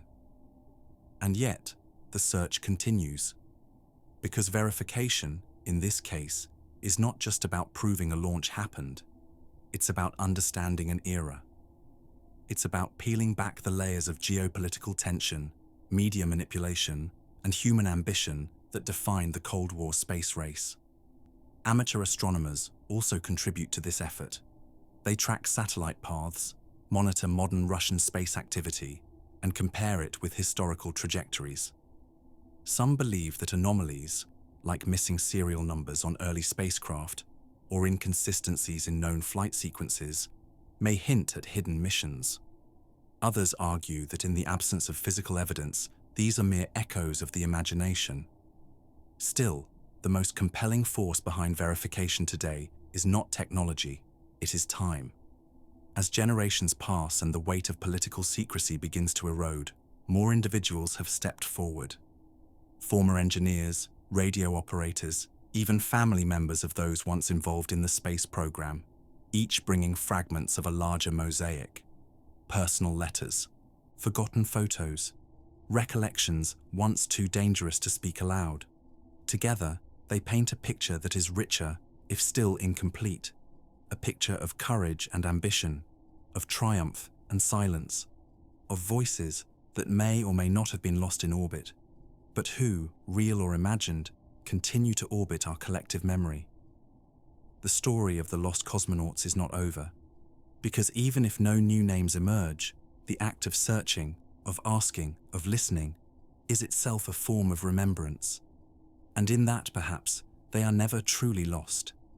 The story of the lost cosmonauts, whether ultimately myth or truth, tells us more than we might expect, not just about space exploration, but about the way history itself is shaped. In the Cold War, space was not just a frontier of science, it was a battleground of perception. Each satellite launch, each orbit, each astronaut became part of a larger theater, a demonstration not just of engineering, but of ideology. For the Soviet Union, maintaining the illusion of perfect progress was paramount. The space program was not merely technological, it was symbolic. It was designed to show that communism could reach the stars, that the future was already Soviet. Within this vision, there was no room for failure, and so failure was hidden. Propaganda, in this context, became more than just lies. It became selective memory, a process of omission, where truth wasn't denied but edited, where records were rewritten, not with malice, but with intent, to control the narrative, to protect an image, and the consequences of that are still felt today. Because when history is curated to serve power, it creates a shadow world, one where facts are uncertain, where suspicion becomes currency, where myth grows in the cracks left by silence. The legend of the lost cosmonauts thrives in this shadow. It thrives because the official record was never fully trusted. It thrives because secrecy invites speculation. It thrives because propaganda, even when well crafted, cannot account for every whisper, every anomaly, every unanswered question. But the West, too, played its part. In its eagerness to expose Soviet failures, it sometimes amplified rumor without evidence. Intelligence agencies seized on gaps in data. Media outlets reported claims without verification. And so, Cold War competition extended not only into space, but into the archive, into the very memory of what had happened. The result is a fragmented history. One part truth, one part rumor, all part of a deeper struggle over who gets to write the story of the stars. And that is what makes the lost cosmonauts matter, regardless of their factual basis. They represent the human cost of propaganda, not just the erasure of possible individuals, but the erosion of certainty, the way narratives are shaped by those in power, the way memory is sculpted by silence. In the end, what the legend tells us is not just about spaceflight or Soviet ambition, it's about us, about how we remember, about what we choose to believe, and about how history, like the stars, can be both illuminating and endlessly obscured. Nikola Tesla's suppressed technologies. In the quiet hours of a New York evening, a tall, slender man with piercing eyes stood beneath a chandelier that never flickered. He held in his hand no wire, no cord, just a simple bulb glowing with ethereal light. The year was 1891, and the man was Nikola Tesla. To the audience gathered in the lecture hall, what they were witnessing felt like magic. But to Tesla, it was only the beginning. He didn't just imagine a future of electrical marvels. He built it, he lived in it, and he wanted to give it to the world. But what he envisioned would require the world to change. Tesla believed electricity didn't need to be confined to wires or metered at a cost. He saw energy as something omnipresent, floating in the air, coursing through the earth, a resource that could be harnessed not with fuel or friction, but with resonance. He called it wireless energy. And he didn't just dream of it, he demonstrated it. Coils that lit lamps feet away with no connection. Currents that danced invisibly, leaping from tower to receiver. Sparks that defied the boundaries of copper and steel. What if, he asked, you could power your home from a tower hundreds of miles away? What if every mountain, every ocean, every rooftop could silently catch the hum of energy as easily as a radio catches a broadcast? To Tesla, the Earth itself was a conductor, a living body of potential. If one could find the correct frequency, he believed, the planet could carry energy to any point on its surface. He wasn't speaking of mere electricity, he was speaking of revolution, free power, for all people, everywhere. No meters, no monopolies, no gatekeepers. It was a vision that, even today, feels both utopian and unsettling, because it asks a question that cuts deeper than science. What happens when a man invents a way to give away what others profit from? Tesla's wireless dream didn't come from greed or glory. It came from a belief that knowledge should serve humanity, not industry, that the discoveries of one mind could lift the burdens of millions. But the deeper he ventured into this dream, the more resistance he encountered. Funding began to dry up. Promises were made, then revoked. Invitations turned into warnings. Supporters disappeared into silence. And yet, Tesla pressed on, because to him it wasn't just science, it was destiny. He spoke often of resonance, not just as a physical principle, but as a philosophy, that everything in nature had its frequency, that the universe itself hummed with order, if only we could learn to listen. And perhaps that's why his wireless vision feels so enduring, not just because it was ahead of its time, but because it was in tune with something deeper, something timeless. At the edge of Long Island, in the town of Shoreham, rose a structure unlike any the world had seen. It stood nearly 200 feet tall, crowned with a copper dome that shimmered in the sunlight. Beneath it, buried deep in the ground, a network of iron rods reached downward like the roots of an ancient tree. This was not a monument, it was a machine, and it was meant to change everything. It was called the Wardenclyffe Tower. Funded in part by financier J.P. Morgan, the tower was Tesla's grandest project, a broadcasting station for wireless electricity. But not just power. Tesla envisioned Wardenclyffe as the nucleus of a global system for transmitting messages, images, and sound. He called it the World Wireless System. It was to be the beating heart of a new era. From this single point, energy would leap invisibly across the sky. Cities would glow without wires. Ships at sea would communicate without signal fires. Remote villages would hum with light drawn from the Earth itself. And in 1901, with land purchased, construction underway, and early systems assembled, it seemed Tesla's vision was finally gaining ground. But dreams, when they threaten the powerful, rarely go unchallenged. Around the same time, a man named Guglielmo Marconi sent the first transatlantic radio signal, a simple S tapped out in Morse code. It was a technological feat, but also a strategic one. He used Tesla's patents without Tesla's permission. J.P. Morgan noticed. Morgan had backed Tesla on the assumption that this technology could yield profits, an upgrade to communications infrastructure, not a universal free energy network. When Tesla revealed the broader scope of his vision, the financier withdrew his support. What followed was silence. No new investors came forward. Letters went unanswered. Newspapers that once championed Tesla's brilliance now printed stories questioning his mental stability. Rumors swirled. Was the tower attracting lightning? Could it affect the weather? Was it, as some speculated, a weapon? In 1906, construction halted. For years the tower stood, unfinished, unused, unloved, a skeleton of a future that never came.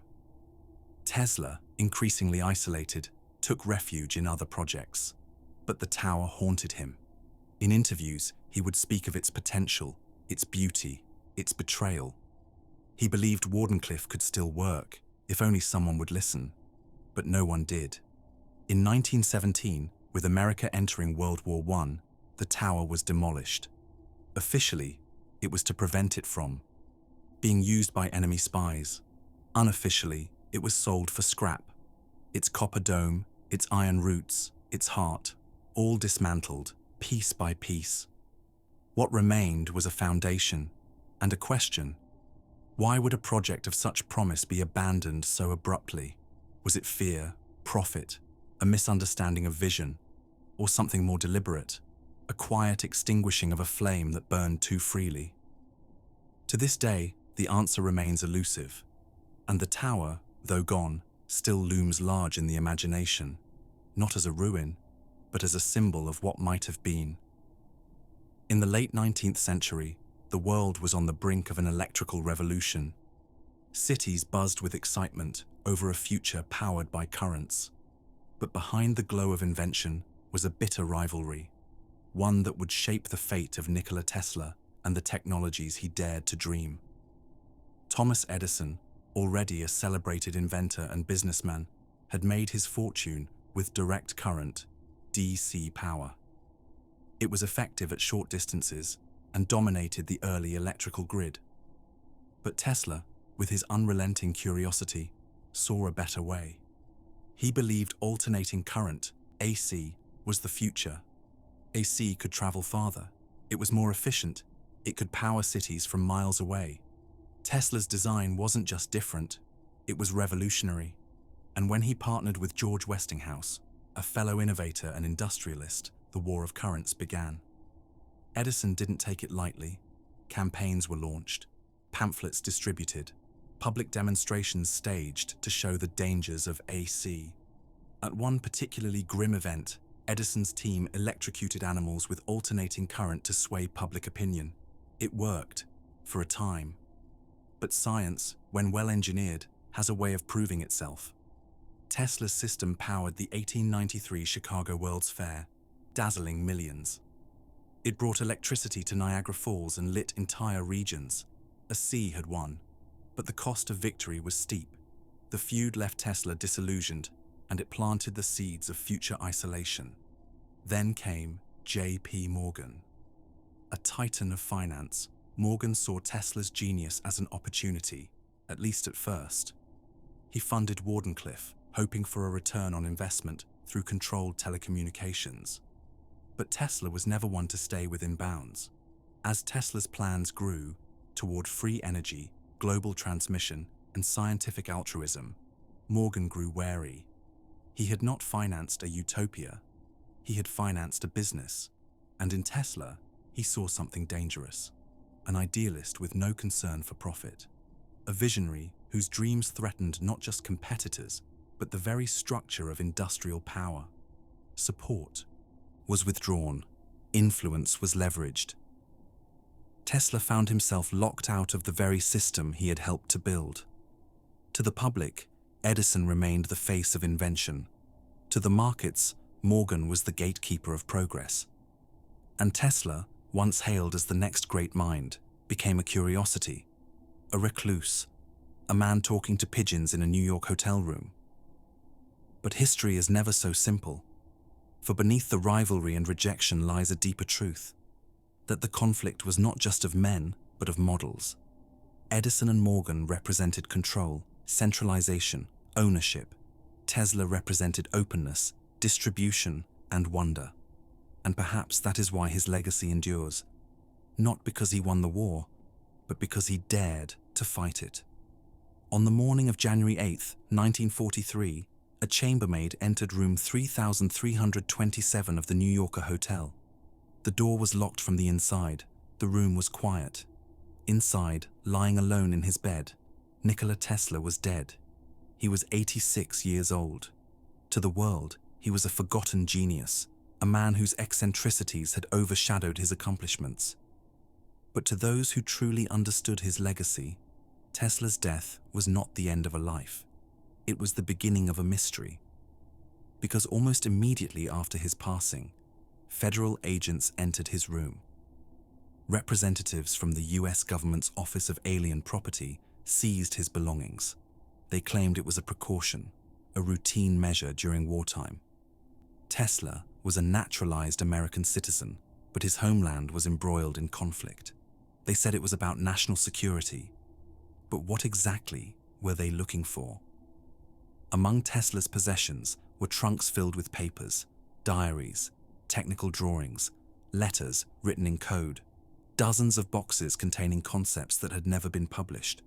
Some speculated to involve particle beams, directed energy weapons, and the wireless transmission of not just power, but information and thought. One file was said to be labeled Death Ray. Others contained what Tesla referred to cryptically as Teleforce, a system he claimed could shoot down aircraft from hundreds of miles away. A deterrent, he said, not a weapon. A way to end war by making it unthinkable. What became of these documents? The official story is complicated. The government eventually turned the material over to Tesla's nephew, Sava Kosanovich, but not before it was reviewed by a man named Dr. John G. Trump, a physicist, engineer, and yes, uncle to a future American president. Dr. Trump claimed the papers contained nothing of practical value, that the ideas were speculative, incomplete, harmless. But many questioned this. Assessment. If the notebooks were meaningless, why the urgency? Why the secrecy? Why were some items never returned at all? Over the decades, rumors spread that some of Tesla's work was classified, that it had been integrated into secret military research, that it influenced early radar, energy weapons, even programs far more advanced than the public would ever know. Others believed the notebooks contained theories on anti-gravity, faster-than-light travel, or the manipulation of consciousness. Ideas that, even today, seem more like science fiction than science. But the truth may lie not in what was found, but in what was lost. Tesla kept so much of his vision in his mind.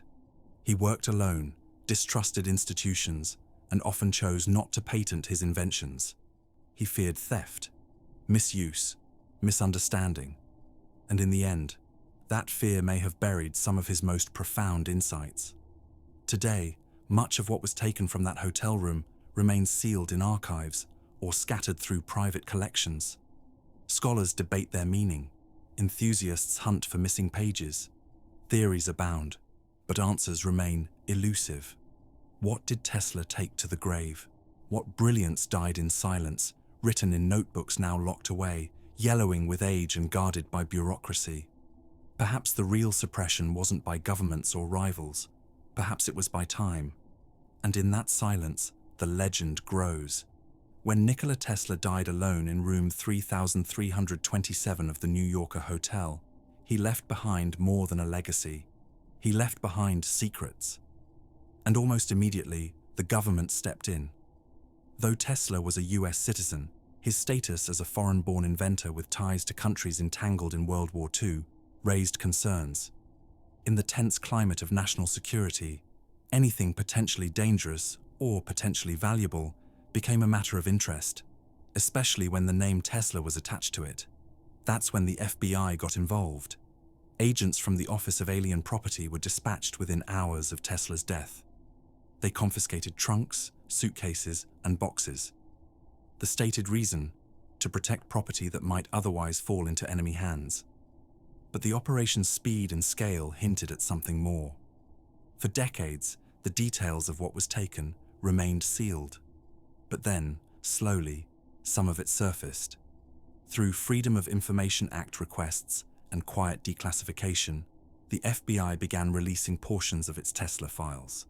Pages and pages of documents, some mundane, some redacted, others laced with cautious language.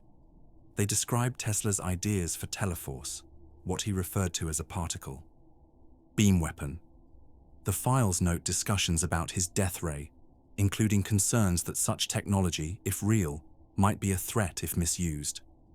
There were references to devices that could influence weather, track submarines, and intercept aircraft. But most chilling was the uncertainty. The files do not confirm whether these devices worked. They don't say if prototypes existed. They often dismiss the theories as unworkable, while simultaneously guarding them with intensity.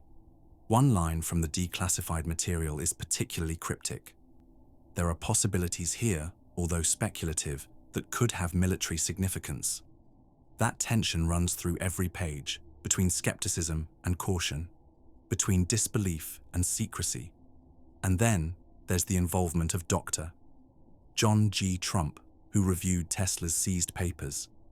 His analysis concluded that the contents were theoretical and not a danger. But he was also an expert in high-voltage radiation and advanced defense technologies. His opinion carried weight. And yet, some researchers believe his report was part truth, part misdirection. Because in times of war, information is power, and even the illusion of power can shape policy. The FBI files also contain communications between officials debating what to do with Tesla's work. Some suggested further analysis. Others wanted it buried. And others still believed Tesla's ideas were the ramblings of a once great mind, long lost to obsession. But if that were true, if the documents were nonsense, why classify them at all? Why restrict access for decades? Why redact names, locations, and descriptions even now? What lingers in those blacked-out lines? What insight, what invention, what fragment of forbidden science has yet to be revealed? These are the questions that still haunt researchers today, not because the files prove anything conclusive, but because they suggest a possibility. That Tesla's legacy is more than myth, that somewhere, in a government archive or forgotten vault, the future he imagined might still lie dormant, waiting. When the name Nikola Tesla is spoken today, it often conjures a strange blend of fact and fiction, an inventor whose real-world contributions shaped modern civilization, and a mythic figure draped in secrets and science fiction. But how do we separate the truth from the legend? What did Tesla actually create? And what did the world imagine he did? In life, Tesla's list of verifiable inventions was astonishing. He pioneered alternating current, AC power, the very system that runs through our homes, cities, and power grids.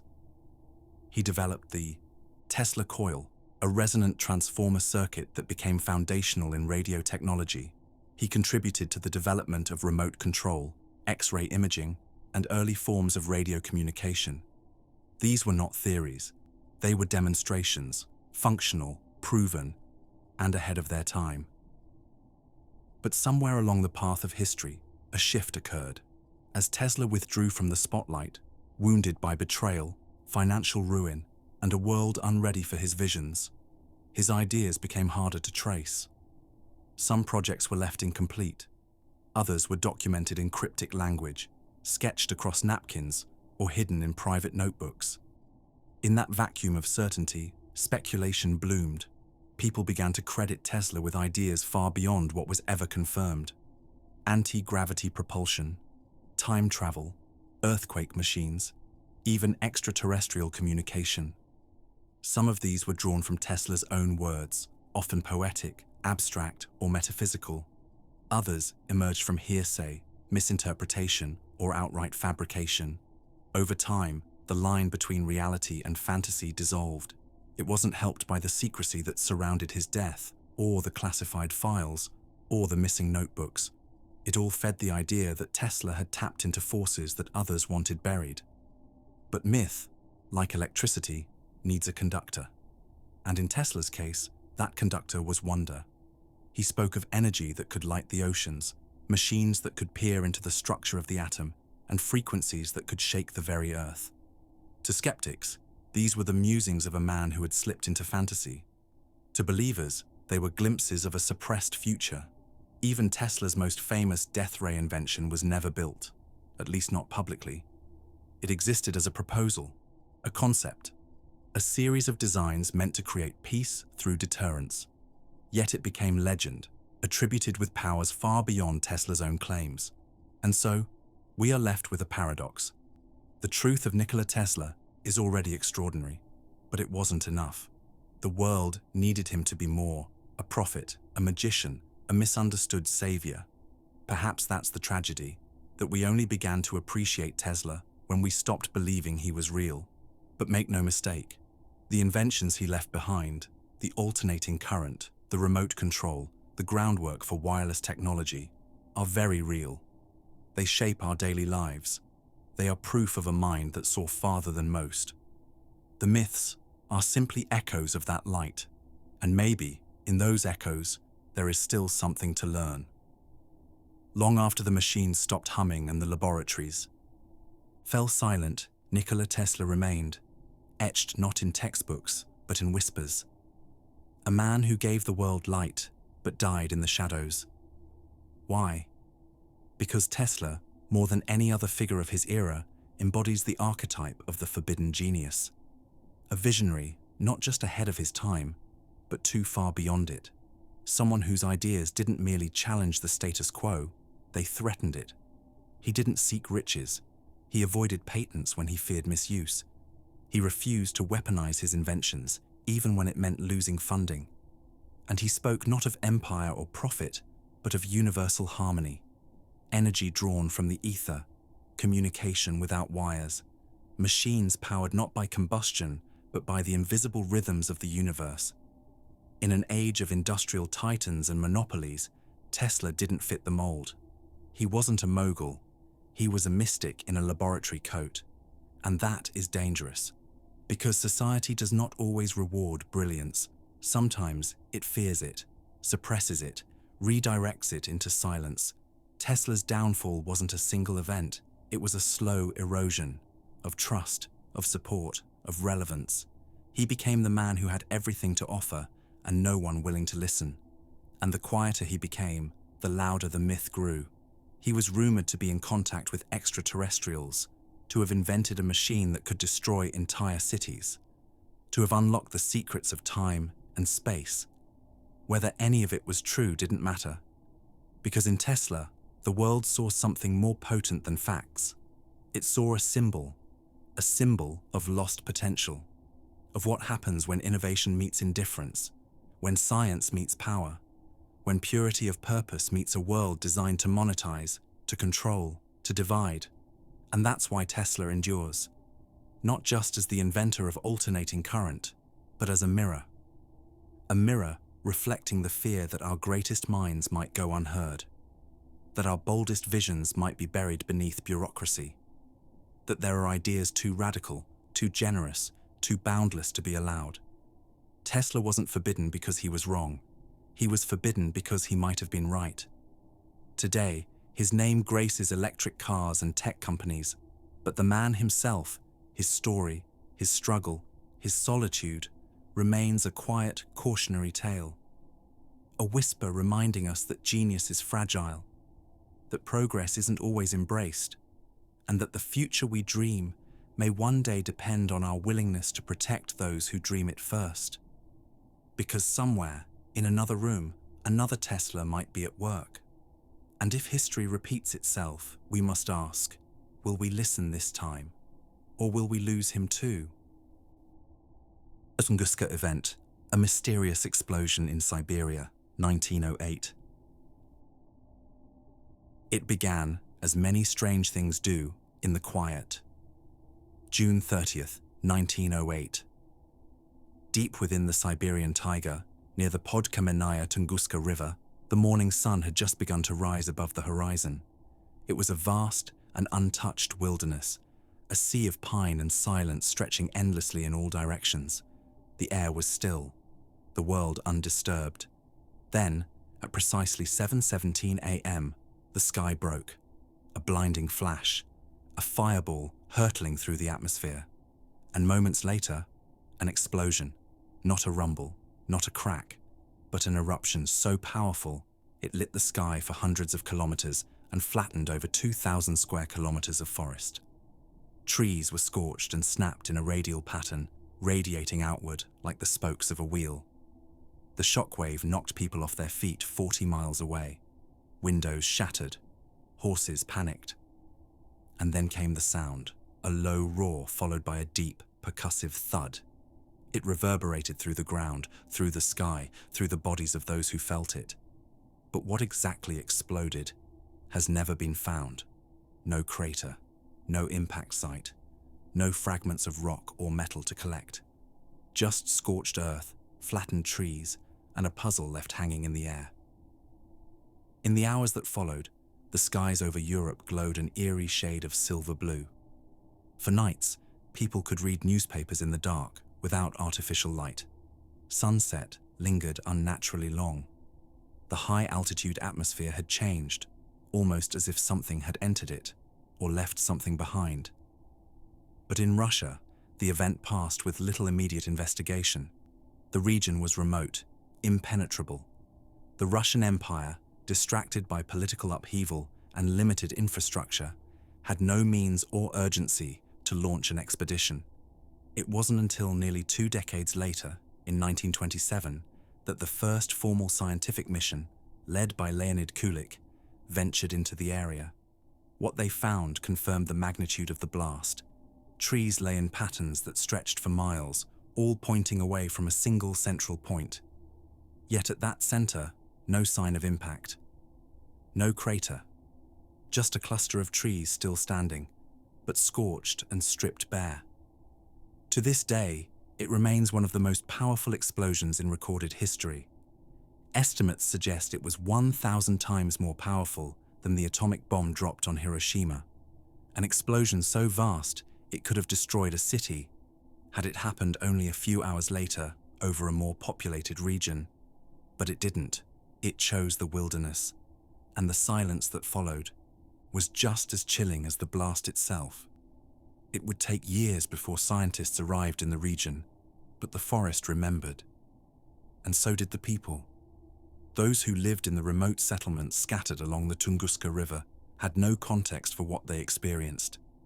They didn't have radios, newspapers, or telegraphs. What they had were memories, visceral, seared into them like the flash that split the morning sky. One man, living in the village of Vanavara, 40 miles from the epicenter, was reportedly thrown from his chair by the shockwave. His shirt caught fire from the radiant heat. He recalled the sky tearing open and a blast wave that felt like it would crush his bones. Others said it felt as if the earth itself had split in two. Hunters in the woods were flung through the air. Their reindeer dropped dead from the concussion. Many believed it was the end of the world. Some thought it was a punishment from the gods. Others spoke of a second sun, rising from the north, not the east, glowing with an unnatural bluish fire. The indigenous Evenki people, deeply spiritual and attuned to the rhythms of the land, were terrified. They abandoned campsites near the blast zone and refused to return for decades. Some described ghostly lights in the sky. Others spoke of trees burning from the top down, something no wildfire they had ever seen could explain. When researchers finally arrived in the 1920s, they didn't find craters or meteorites, but the land itself told the story. At ground zero, trees had been stripped of their limbs and bark, standing naked like matchsticks. Radiating outward, for miles in every direction, the forest had been flattened in a precise, symmetrical pattern. Trees blown away from a central point as though by an invisible force. There was no sign of an impact, no rocks, no metal. But the soil had been disturbed. The composition of the trees changed. Radiation levels were elevated, but not in a way consistent with nuclear fallout. And deeper in the forest, they found something even stranger. New trees, growing faster and taller than expected, as though something had supercharged the environment. Even animals behaved differently. Insects migrated. Birds avoided the area. The ecosystem bore an invisible scar.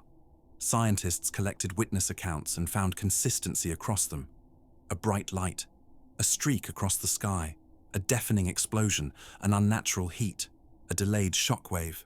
Some described more than one explosion. Others said the sky continued to glow for nights afterward. The sheer power of what had occurred defied belief. And yet, it had left behind almost no physical evidence. No meteorite fragments, no impact basin. Just a devastation so precise, so massive, that it demanded explanation. And in that vacuum of certainty, theories began to take shape. Some grounded in science, others in speculation. For over a century, the Tunguska explosion has invited speculation. Not because of what was found, but because of what wasn't. There was no crater, no large fragments, No definitive physical evidence pointing clearly to what caused the sky to ignite and the forest to fall. Yet, from the very beginning, scientists have tried to explain it. The earliest and most enduring theory is that a meteoroid or asteroid entered Earth's atmosphere and exploded mid-air. The heat and pressure from its descent caused it to disintegrate violently, releasing energy equivalent to millions of tons of TNT. This would explain the lack of impact crater, because the object never hit the ground. Instead, it detonated in the air, a few kilometers above the surface. Computer simulations later supported this theory. The pattern of the blast zone, the symmetry of fallen trees, and the scorched vegetation all pointed to a massive airburst, consistent with the entry of a stony asteroid roughly 50 to 60 meters in diameter. But there's another possibility. Some scientists suggest it wasn't a rocky asteroid, but a comet. Comets, made primarily of ice and dust, would have vaporized completely during entry, leaving even less physical evidence behind. The glowing skies seen across Europe could have been the result of high-altitude ice particles scattering sunlight, a phenomenon supported by contemporary atmospheric observations. This would also account for the apparent lack of meteoritic material at the site. No rock, no metal, just a violent energy release and a chemical signature that dissipated quickly into the atmosphere. Still, others have pointed to Earth-based causes. Siberia sits atop vast reserves of natural gas and methane, trapped beneath permafrost and ancient sediment. One theory posits that a massive release of gas, triggered by geological activity or even a lightning strike, could have ignited in the atmosphere. A gas explosion on this scale could produce a shockwave, flattening trees, scorching soil, and mimicking the effects of an extraterrestrial impact. But while intriguing, the natural gas theory struggles to account for the high altitude. Entry flash, the widespread reports of a streaking fireball, and the seismic patterns recorded as far away as Britain. Each theory explains parts of the mystery. None explain all of it. And so, researchers continue to investigate. Expeditions have scoured the region for microscopic debris. Some believe they've found traces of rare elements, nickel, iridium, that point to an extraterrestrial origin. Others argue the evidence is inconclusive. In recent years, satellite data, ice core samples, and high-resolution simulations have added new layers to the debate. And yet, the question remains. Was it a meteoroid, a comet, a plume of gas ignited by ancient pressures, or something else entirely? Something we've yet to name, let alone understand. In the absence of certainty, the mystery of Tunguska endures. Not just as an event, but as a riddle that science, even after 100 years, is still trying to solve. Long after the sky burned and the forest fell, the search for answers continued. In 1927, nearly 20 years after the explosion, a Soviet mineralogist named Leonid Kulik embarked on an expedition to the Tunguska region. He had heard the stories, read the witness accounts, and believed a meteorite must have struck the Earth. His goal was simple: find the crater. But what he found was something entirely different. Instead of a hole in the ground, he found devastation. Trees leveled for miles, radiating from a central point. The pattern was unmistakable, the destruction uniform. But there was no impact site, no rocks, no fragments. Kulik returned multiple times. He mapped the terrain, interviewed locals, photographed the damage, but each time, the crater he sought eluded him. Still, his expeditions laid the foundation for decades of scientific inquiry, marking the beginning of a mystery that would span generations. In the 1950s and 60s, during the Cold War, Soviet scientists resumed interest in the event. They analyzed tree rings to measure growth anomalies. They tested soil and water for trace elements. They modeled the explosion with increasing precision. But the deeper they dug, the more elusive the truth became. By the 1970s, researchers from other countries joined the effort. New technology allowed for better data collection. Satellite imaging, aerial surveys, and computer simulations brought fresh perspectives. The consensus began to lean toward a cosmic cause, an asteroid or comet that exploded in the atmosphere. Yet, each new study seemed to spark new questions. In the 1980s, physicist Zdeněk Sekanina published a detailed paper supporting the comet hypothesis, citing the lack of physical debris as strong evidence. Meanwhile, Russian scientists countered with data from seismic instruments, suggesting a denser object, a meteoroid, was more likely. Throughout the 1990s and early 2000s, interest surged once more. Expeditions returned to Tunguska, armed with portable labs and modern detection tools. They scanned the soil for isotopic anomalies, looking for signs of extraterrestrial material. Some claim to have found tiny spherules embedded in the peat bogs, microscopic remnants of a larger body destroyed in the sky. Others focused on the strange biological effects. Trees near ground zero had grown faster after the explosion, possibly due to a surge in nutrients or exposure to unknown radiation. The mutation rates in plants and insects were analyzed. Some pointed to these changes as evidence of something beyond a simple airburst. By 2007, an Italian team proposed Lake Checo, located a few kilometers from the epicenter, might be an impact crater formed by a fragment of the exploding object. Sediment samples were collected, core samples drilled. The results were debated fiercely. Some found it compelling, others remained skeptical, and so the cycle continued. Each generation of scientists brought new tools, new theories, new angles of approach. And yet, the core mystery remained unsolved. How could an explosion of such magnitude leave so few fingerprints? In the scientific world, unanswered questions are fuel. They keep the pursuit alive. They challenge assumptions and push boundaries. And Tunguska has done that for over a century. Because even with the most sophisticated models and vast databases of planetary impact events, Tunguska resists clarity. It exists at the edge of what we can explain, too recent to be myth, too strange to be fully understood. Most cosmic collisions leave a mark. They gouge the Earth, they scatter debris, they leave behind unmistakable scars, craters that stretch for hundreds or even thousands of meters. The logic is simple. If something massive and fast-moving strikes the planet, it should leave a hole. But in the case of Tunguska, that scar never appeared. There was no crater, no definitive impact site, just a landscape flattened as if by the hand of a giant, with no evidence of where the blow had landed. That, more than anything else, is what makes the Tunguska event so unusual. At first, some believed the crater had simply been missed, that it was hidden in a remote corner of the forest, or that subsequent environmental shifts had obscured it. Expeditions searched, aerial surveys scanned, decades passed, but no crater was ever found.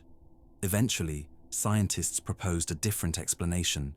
The object had never reached the ground. Instead, they argued it had exploded mid-air, a phenomenon known as an airburst. Traveling at tens of thousands of kilometers per hour, the object would have encountered increasing atmospheric pressure as it descended. That pressure, along with the heat from friction, would have caused it to rupture violently, releasing energy equivalent to a modern nuclear bomb 5 to 10 kilometers above the Earth's surface. This theory explains the radial tree pattern. It accounts for the absence of an impact basin. It even fits with eyewitness reports of a blinding flash and a delay before the shockwave was felt. But even this explanation raises questions, because airbursts typically leave behind some debris, mineral traces, fragments of the original body, isotopic signatures that linger in soil and water. In the case of Tunguska, those signatures are minimal, even by generous estimates. More confusing still, the zone at the center of the blast was not entirely leveled. Some trees remained standing, scorched, stripped, but upright, as if they had been caught in a wave of energy that somehow curved around them. This pattern is difficult to reproduce in controlled models. It suggests a complexity to the blast that is not easily explained by conventional means. And then there is the anomaly of Lake Checo. discovered decades after the event, the lake lies just north of the suspected blast center. Some researchers believe it might be the result of a fragment hitting the ground after the main explosion. But sediment analysis remains inconclusive. Others argue the lake predates the event entirely. All of this leaves scientists in an uneasy position. Because while the airburst theory is the most widely accepted, it is still a theory built around an absence. The absence of a crater, the absence of physical remains, the absence of clarity. Nature rarely destroys so completely without leaving evidence, and yet that appears to be exactly what happened. So, we are left with a question that science has yet to fully answer. If something that powerful entered our skies, shook the earth, and lit up the heavens, where did it go? Tunguska stands as a singular mystery, but it does not stand alone. Throughout history, Earth has experienced strange and powerful phenomena, events that share eerie similarities with what happened over Siberia in 1908, yet remain similarly unresolved. One of the closest comparisons came more than a century later. In 2013, a bright fireball streaked across the morning sky above Chelyabinsk, Russia. It exploded with the force of approximately 400 to 500 kilotons of TNT, shattering windows, injuring over 1,000 people, and lighting up the horizon in a way that felt all too familiar. Unlike Tunguska, the Chelyabinsk meteor was caught on camera. Dozens of dashcams recorded the event in stunning detail. Scientists recovered fragments. Trajectories were calculated. The entire episode unfolded in public view, documented in real time. But it offered more than just data. It offered a glimpse of what Tunguska might have looked like. The airburst theory, long the best explanation for the 1908 event, now had a modern analogue. The shockwave, the light, the delayed boom. Chelyabinsk echoed Tunguska in many ways. And yet, the Tunguska blast was 20 to 30 times more powerful. And it remains far more mysterious. Because where Chelyabinsk gave us evidence, videos, debris, impact sites, Tunguska gave us only destruction. There are other historical parallels as well. In 1490, ancient Chinese records describe a mysterious meteor storm over Qingyang that reportedly killed thousands. Witnesses claimed stones rained from the sky. No craters from that event have ever been found. In 1930, in the Brazilian Amazon, a reported explosion near the Curaçao River flattened trees and shook the ground. The scale was smaller than Tunguska, but the reports were strikingly similar. Fire from the sky, a thunderous blast, and a region scorched and scarred without explanation. And yet, none of these incidents reached the scale, the precision, or the global ripple that Tunguska did. It's not just the magnitude that makes Tunguska unique. It's the context, the isolation, the timing, the fact that such a powerful explosion left no reliable photographic evidence, no eyewitness sketches, no immediate response. It was a massive event that played out in near silence, recorded only in scorched trees and stunned survivors. And perhaps that's what draws people to compare it. Because Tunguska doesn't just remind us of other events. It reminds us of how much we don't know. It casts a long shadow, reaching across time and space, into every unexplained flash of light, every anomalous impact, every sudden burst that leaves more questions than answers. More than a century has passed, and yet the Tunguska event remains unresolved. We have theories, simulations, models, layers of scientific thought carefully constructed over decades. But none of them are conclusive. Each offers a piece of the truth, but never the whole picture. That's what makes Tunguska different. It's not simply an unsolved mystery. It's an enduring puzzle that defies closure. Even with modern technology, satellites that scan the Earth, drones that map terrain, software that models impact dynamics, we are still asking the same questions that plagued Leonid Kulik in 1927. What exactly exploded over the Tunguska River? Why was no crater ever found? And how can something so powerful leave behind so little? Some researchers continue to refine the airburst model, using data from recent meteor events like Chelyabinsk to fine-tune impact scenarios. Others revisit the comet theory, analyzing atmospheric chemistry and historical weather patterns for overlooked clues. A few propose that we may have missed something entirely. Could a low-density object, such as a cosmic dust cloud, have entered the atmosphere and disintegrated without leaving traditional debris? Could the explosion have involved an unknown material, something we have yet to encounter again? Some suggest even stranger possibilities. Theories involving black holes, antimatter collisions, and exotic forms of energy continue to circulate, not because they're widely accepted, but because conventional explanations have never fully satisfied the questions. Others view Tunguska not just as a physical event, but as a case study in the limits of knowledge. An example of how even with all our instruments, some truths remain out of reach. And there are still scientists, even now, who dream of finding the missing piece. A buried fragment, a chemical marker, a breakthrough in modeling that finally explains the symmetry, the silence, the strange survival of trees at ground zero. Because Tunguska has never been about answers. It's about the search. It's about standing in the middle of a forest, surrounded by trees that all fell outward from a single point, and realizing that no one, not even today, can say with complete certainty what happened. It's about living in a world where not every question has an answer. And in that, perhaps, lies its deepest power. Tunguska reminds us that even in the age of certainty, mystery still holds its place. Area 51 and the Roswell incident.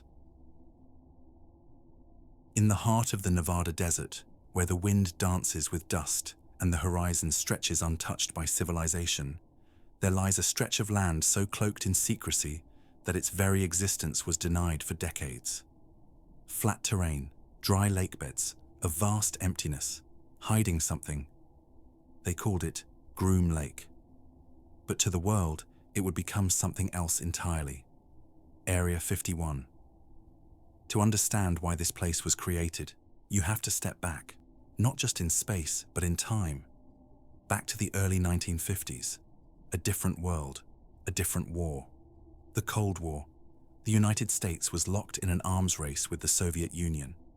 Both sides knew the next major confrontation might not come with tanks and infantry, but with information, with the ability to see, to spy, to know what the enemy was doing before the first missile was launched. And so, the CIA, working with Lockheed and its legendary Skunk Works division, began developing a new kind of aircraft, one that could fly higher than ever before, out of reach of radar, beyond the grasp of Soviet air defenses, a ghost in the sky, the U-2. It was sleek, long-winged and designed for one thing, surveillance, but it needed a place to be born, somewhere far from prying eyes, somewhere where test flights wouldn't draw attention, where failures could be buried and successes kept quiet. In 1955, that place was found. A dry lake bed in southern Nevada, on land already controlled by the military. Remote, isolated, perfect. Construction began almost immediately. The airstrip was carved out of the lake bed itself, camouflaged by the surrounding landscape. The facility expanded in stages, hangars, control towers, living quarters, all built under a veil of classification. Even those who worked there didn't always know what they were part of. Employees were flown in. Security was absolute. The name Area 51 came from its designation on maps used by the Atomic Energy Commission. But maps didn't always show it. And when they did, the details were sparse. The U-2 was just the beginning. In the years that followed, other aircraft were tested at Groom Lake, many of them decades ahead of what the public believed was possible. The A-12 Oxcart, the SR-71 Blackbird. Planes so fast, so high and so secret that even their shadows were classified. But secrecy has a price. Stories began to spread. Pilots reported strange lights. Civilians caught glimpses of aircraft that didn't match anything they'd seen before. And because the government refused to acknowledge what was happening, The mystery deepened. In silence, speculation grows. Area 51 became more than a military base. It became a canvas for imagination, a place where truth and myth collided, and no one could say for sure which was which. And while the base itself was designed for terrestrial secrets, spy planes, drones, experimental tech, it would soon become tied to something else. Something otherworldly, because just 8 years before Area 51's construction, an object fell from the sky in a quiet town in New Mexico. And what happened next would change the way America looked at the stars. It began with a noise in the night. Something crashed on a ranch just outside of Roswell, New Mexico. A rancher named Mac Brazel discovered strange debris scattered across his land, thin metallic sheets that seemed almost weightless, wooden-looking beams covered in symbols that no one recognized, and materials that crumpled in his hand only to return to their original shape. He brought the materials to the local sheriff, who in turn alerted the Roswell Army airfield. Soon, military personnel arrived and cordoned off the site. The debris was collected and transported away. Within hours, the story took a dramatic turn. On July 8, 1947, the Army issued a statement claiming they had recovered a flying disc. The press seized on the announcement. Headlines shouted of alien encounters and crashed saucers. For a moment, it seemed the unbelievable had been confirmed. But that moment didn't last. The next day, a new statement was released. The object wasn't a flying disc, officials said. It was a weather balloon.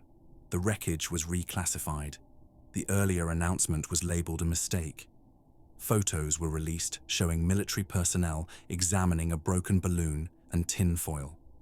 To many, the reversal felt orchestrated. Too neat, too sudden. Mac Brazel, the rancher who found the debris, reportedly vanished for days after speaking with the military. When he returned, he seemed different, reluctant to talk, subdued in tone.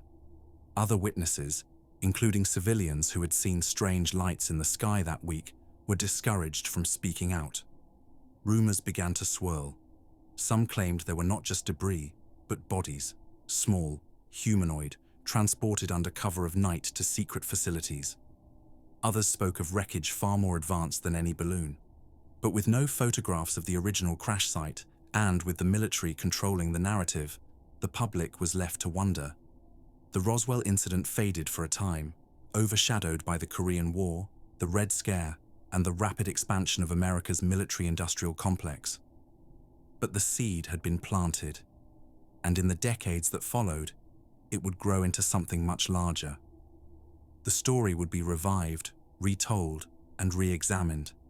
Books would be written, documentaries aired, whistleblowers would come forward, and the name Roswell would come to symbolize more than just a town in the desert. It would become the defining moment in the history of UFO mythology. A moment when the sky opened, and nothing felt quite the same again. The initial press release was brief, almost casual. On July 8, 1947, the Roswell Army Airfield made a stunning announcement. They had recovered a flying disc. It was printed in newspapers across the country. A moment of confirmation, or so it seemed. But within hours, the story changed. A new statement was issued. The debris wasn't from a flying saucer. It was a weather balloon, a simple misidentification, an overzealous officer, nothing to see here. And just like that, the official narrative shifted. The public, still reeling from the idea of extraterrestrial visitors, was told to forget what it had heard. The change was abrupt, but not unusual for the time. Post-war America was a nation defined by control, of information, of narrative, of fear. The Cold War had only just begun, and secrecy was considered essential to national security. If something unexplained had fallen from the sky, the reflex was to classify first and explain later. For years, the weather balloon story remained the official account.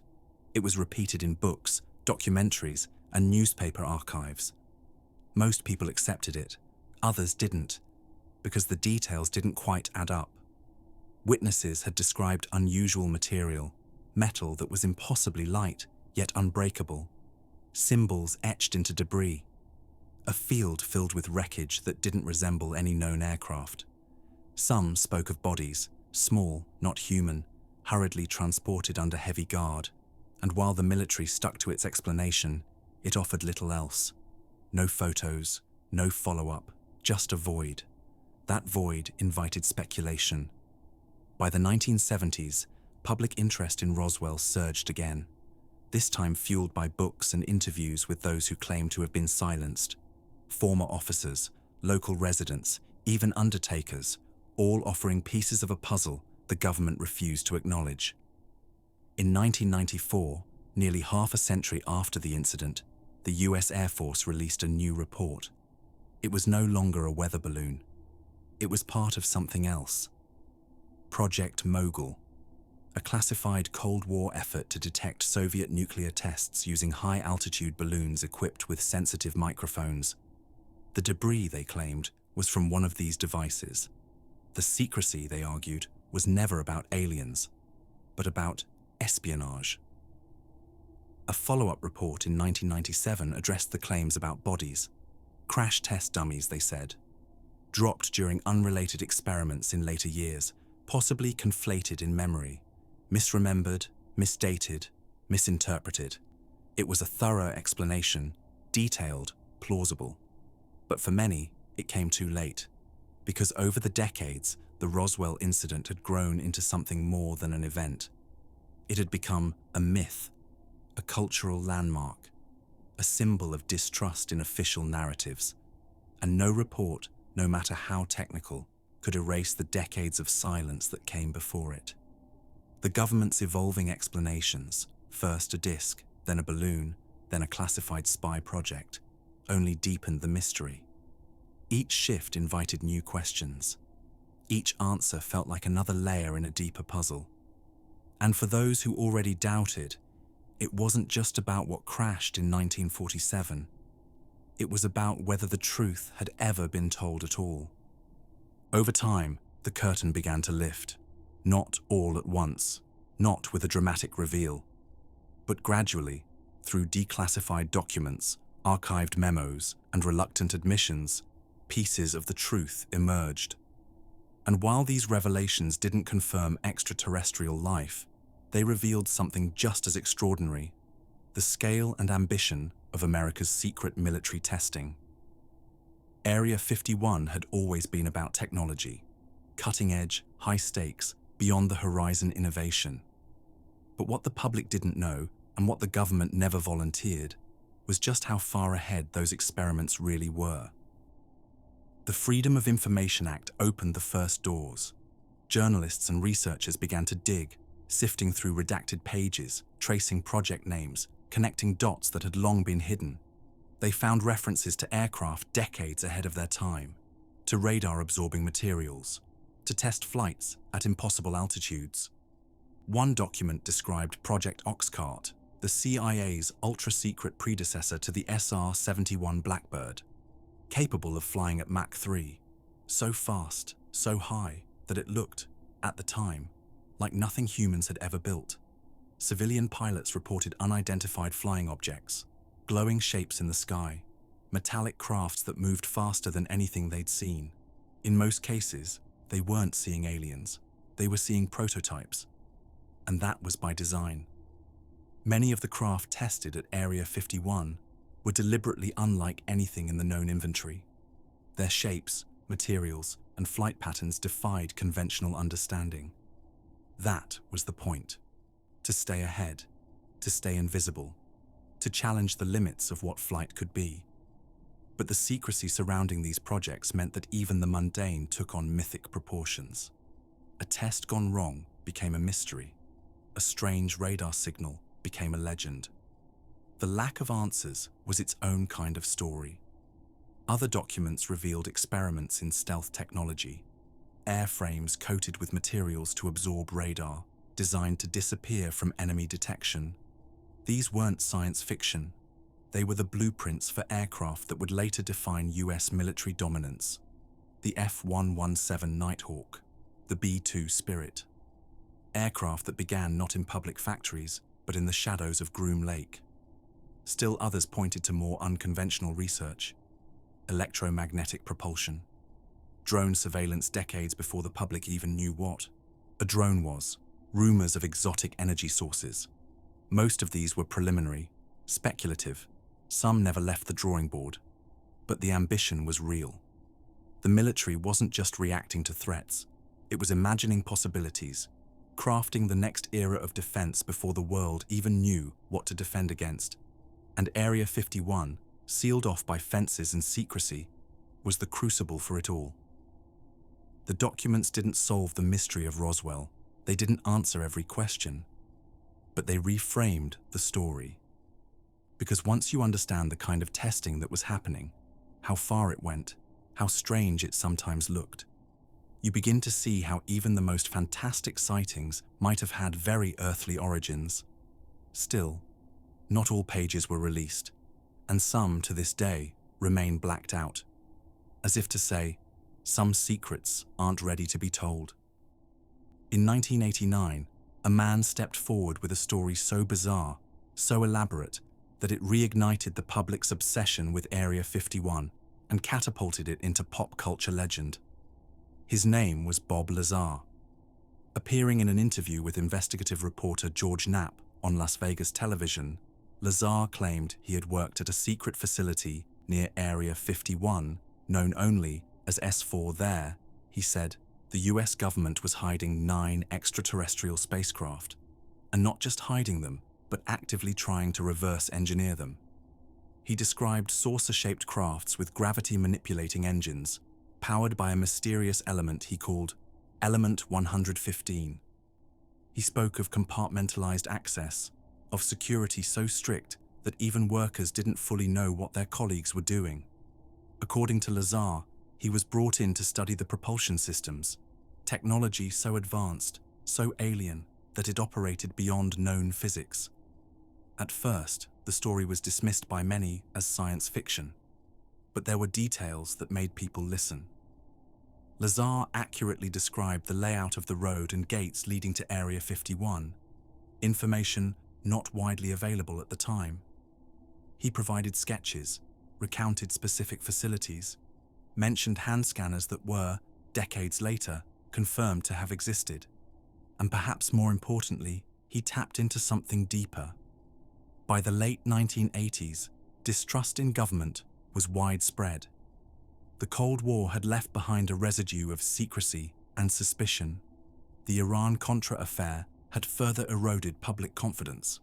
And here was a man saying, essentially, they're not just lying to you about politics, they're lying about everything.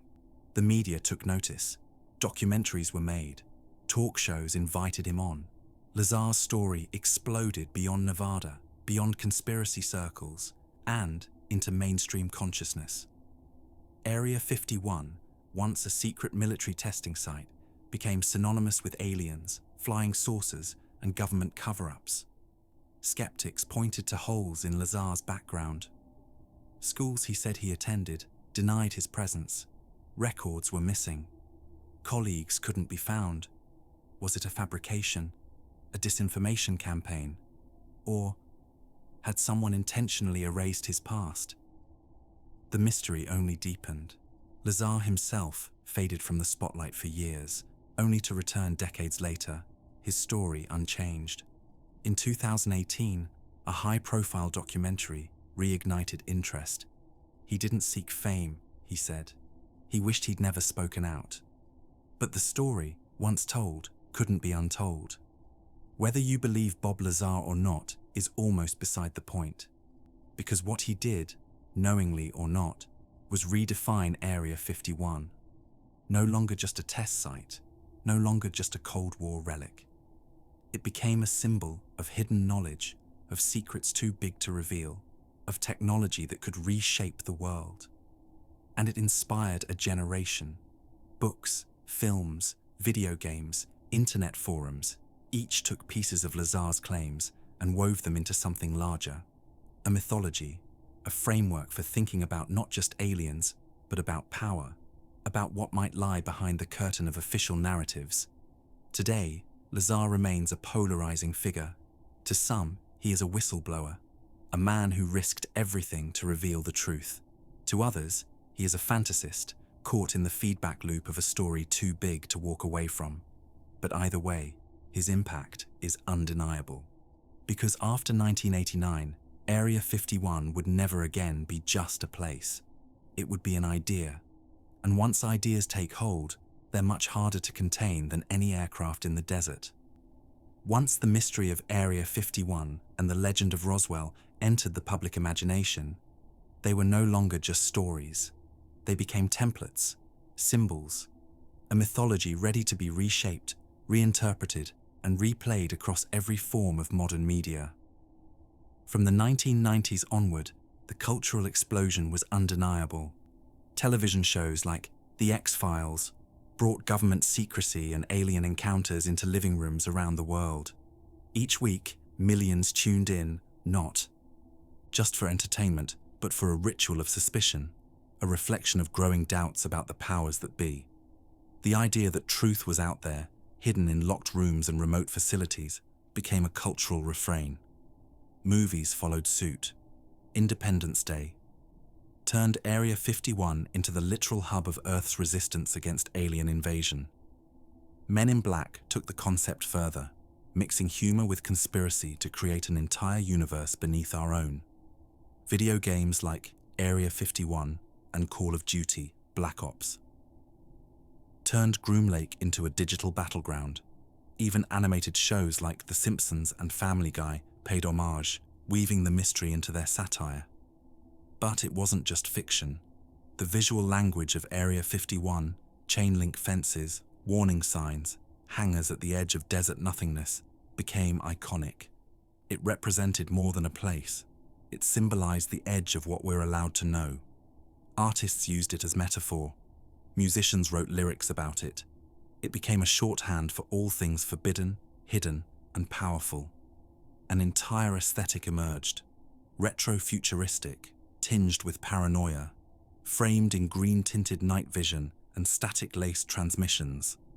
And then there was the internet. Online forums gave voice to speculation. YouTube videos dissected grainy footage. Reddit threads stretched into rabbit holes with no clear end. Memes turned secrecy into spectacle. The phrase, "they can't stop all of us," once meant as a joke, nearly materialized in 2019 when millions pledged to storm Area 51. What began as a quiet installation in the desert had become something mythic. And like all myths, its meaning evolved. For some, Area 51 became a lens through which to view distrust of governments, of technology, of power that feels distant and unaccountable. For others, it offered hope, that we are not alone, that there is more to this world than what we see, that somewhere, buried beneath bureaucracy, the universe is waiting to be discovered.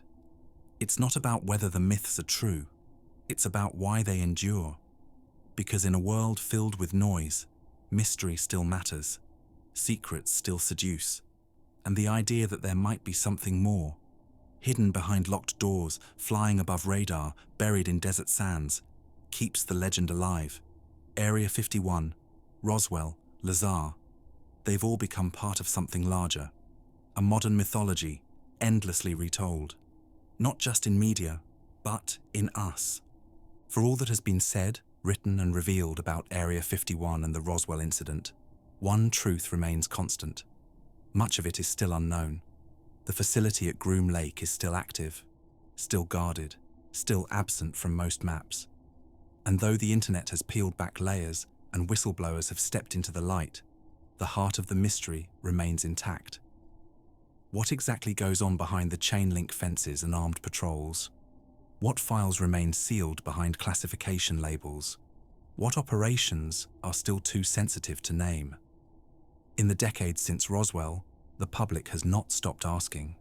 Through the Freedom of Information Act, researchers, journalists, and ordinary citizens have submitted countless requests. They've asked for flight records, internal memos, photographs, anything that might clarify what happened, not just in 1947, but in the years that followed. Some of those requests have succeeded. In 2013, the CIA officially acknowledged the existence of Area 51 for the first time, citing it as a testing ground for the U-2 and other reconnaissance aircraft. It was a milestone, but it was also carefully framed. The acknowledgement focused on Cold War technology, not on UFOs. The timing, the wording, the omissions, they were all reminders that transparency has limits. Many FOIA requests have come back heavily redacted, entire pages blacked out, dates removed, names erased. Sometimes, documents are withheld entirely under the justification of national security. Even today, there are classifications that can extend for decades, sometimes indefinitely. For those seeking the truth, this only fuels the fire, because every refusal, every redaction, every missing line becomes part of the story. It confirms to many that there is something worth hiding. And so, the cycle continues. Requests are filed, appeals are made. Occasionally, fragments are released, small pieces of a much larger picture, but never enough to paint the whole image. Some believe the government is protecting advanced technology. Others believe it's about covering past mistakes. Still others think it's something more, something that would fundamentally reshape how we view the world. The lack of answers creates space for belief, and belief, once rooted, is hard to dislodge. Area 51 is no longer just a military base. It is a prism through which people project their hopes, their fears, their suspicions. And as long as its doors remain closed, the questions will keep coming. Because in the end, the mystery isn't just about aliens or aircraft. It's about who gets to decide what we know, and who decides what we never will. Voynich Manuscript, an uncrackable code. It sat quietly for centuries, an unassuming book bound in vellum, tucked away on a forgotten shelf in a villa outside Rome. Pages yellowed with age, ink faded but still legible, strange symbols dancing across every line, symbols that belonged to no known alphabet, illustrations that defied easy interpretation, and a script that, despite decades of effort, still refuses to yield its secrets. The year was 1912, when Wilfred Voynich, a rare book dealer with an eye for the obscure, discovered it. He was combing through a cache of manuscripts from the Jesuit Collegio Romano, long hidden from public view. Among ancient texts and theological treatises, this one stood apart. It was different. From the moment he opened it, Voynich knew he had found something extraordinary. The script was unlike anything he had seen, flowing, rhythmic, almost musical in its repetition, yet completely undecipherable. No one had ever recorded a language like it. And the drawings? Herbal diagrams of plants that didn't seem to exist, astronomical charts of unknown constellations, women bathing in interconnected pools, cosmological symbols bursting with intricate geometry. He was captivated, and soon, so was everyone else. Voynich took the manuscript to leading cryptographers of the time, some of whom had cracked German codes during the First World War. None of them succeeded. Linguists, historians, alchemists, even mystics, all failed to make sense of it. The manuscript began to acquire a reputation, a riddle wrapped in parchment, a book that whispered in a voice no one could hear. And with each passing decade, the mystery deepened. Carbon dating would eventually place its creation in the early 15th century, somewhere between 1404 and 1438. But where it was written, and by whom, remains unknown. The script has no precedent, the language no root. Some believe it to be a cipher, a code waiting for the right key. Others think it might be a lost language, or an elaborate hoax designed to confound and impress. But if it's a hoax, it is a meticulous one. The consistency of the writing, the grammar-like structure of the symbols, the thematic organization across more than 200 pages, all suggest intention, intelligence, purpose. And so, the questions multiplied. Was it the work of a medieval scholar, a recluse cloaked in secrecy, an alchemist trying to preserve lost knowledge? or something stranger still, something written not to be read, but simply to exist, as a puzzle, a mirror, a map. Today, the Voynich manuscript sits in Yale University's Voynich Rare Book and Manuscript Library. It is catalogued, preserved, and studied by experts from around the world. But its core remains locked, because even in the digital age, even with artificial intelligence and quantum computing, there are some things we still can't explain. To turn the pages of the Voynich manuscript is to enter a world both strangely familiar and hauntingly foreign. The words may be indecipherable, but the illustrations speak in their own silent way. They're not chaotic, they're deliberate, organized, as if the author or authors had something very specific in mind, even if that meaning is lost to us. One of the first things that captures the eye is the botany. Page after page is adorned with drawings of plants. Some resemble known species, roots, stems, leaves rendered with the precision of a medieval herbalist. But look closer and things begin to drift. The leaves twist in impossible ways. The flowers bloom in shapes never catalogued in any known flora. Entire plants appear to be invented, hybrids of existing herbs and imagined growth. No two researchers agree on their classification. Are these medicinal herbs from a forgotten pharmacopoeia, attempts to record lost species, or symbolic constructs, plants not of the earth but of the mind? Then there are the astronomical and cosmological sections. Circular diagrams dominate these pages, many featuring the zodiac, the sun and moon, or star clusters that bear no resemblance to our constellations. Some wheels appear to map cycles, others seem to chart unknown alignments. A few are filled with tiny human figures, most of them female, interwoven with the stars, as if participating in some celestial ritual. Were these charts meant to track time, seasons, lunar phases, or something more esoteric, alignments of energy, phases of alchemical transformation, paths of the soul through unseen realms? And then, perhaps most perplexing of all, are the bathing women. Nude female figures appear frequently throughout the manuscript. They stand in pools. They reach into tubes. They link arms across strange, vessel-like structures. In some pages, they seem to be part of a system, flowing through networks like water or information. Tubes twist like intestines.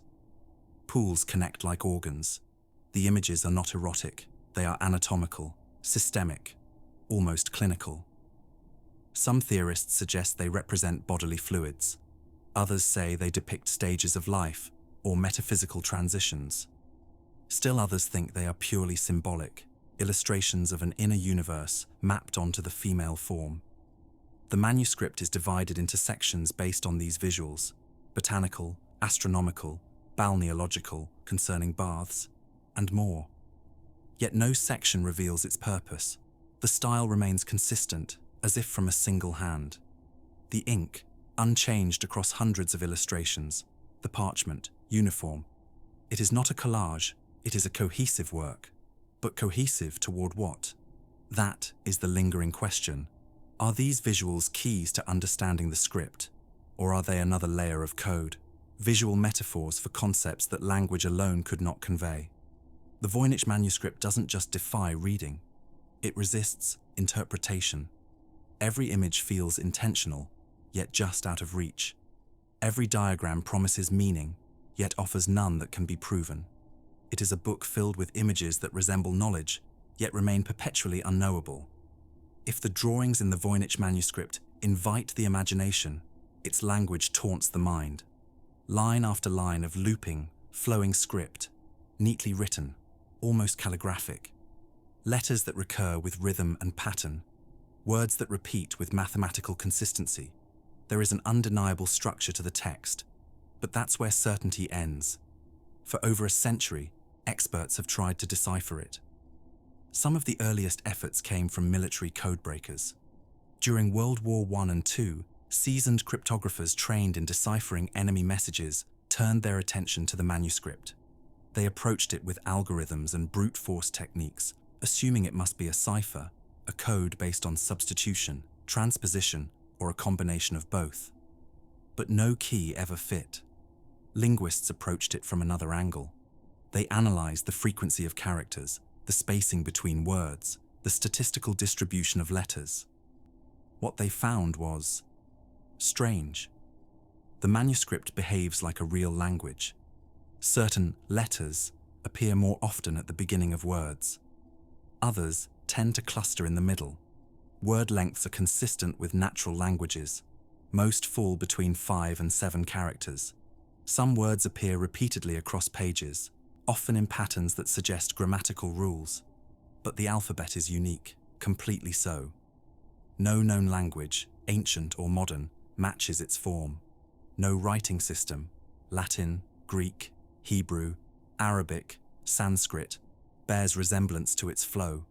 And despite repeated efforts to align the symbols with phonetics, syntax, or semantic structure, the results have been inconclusive.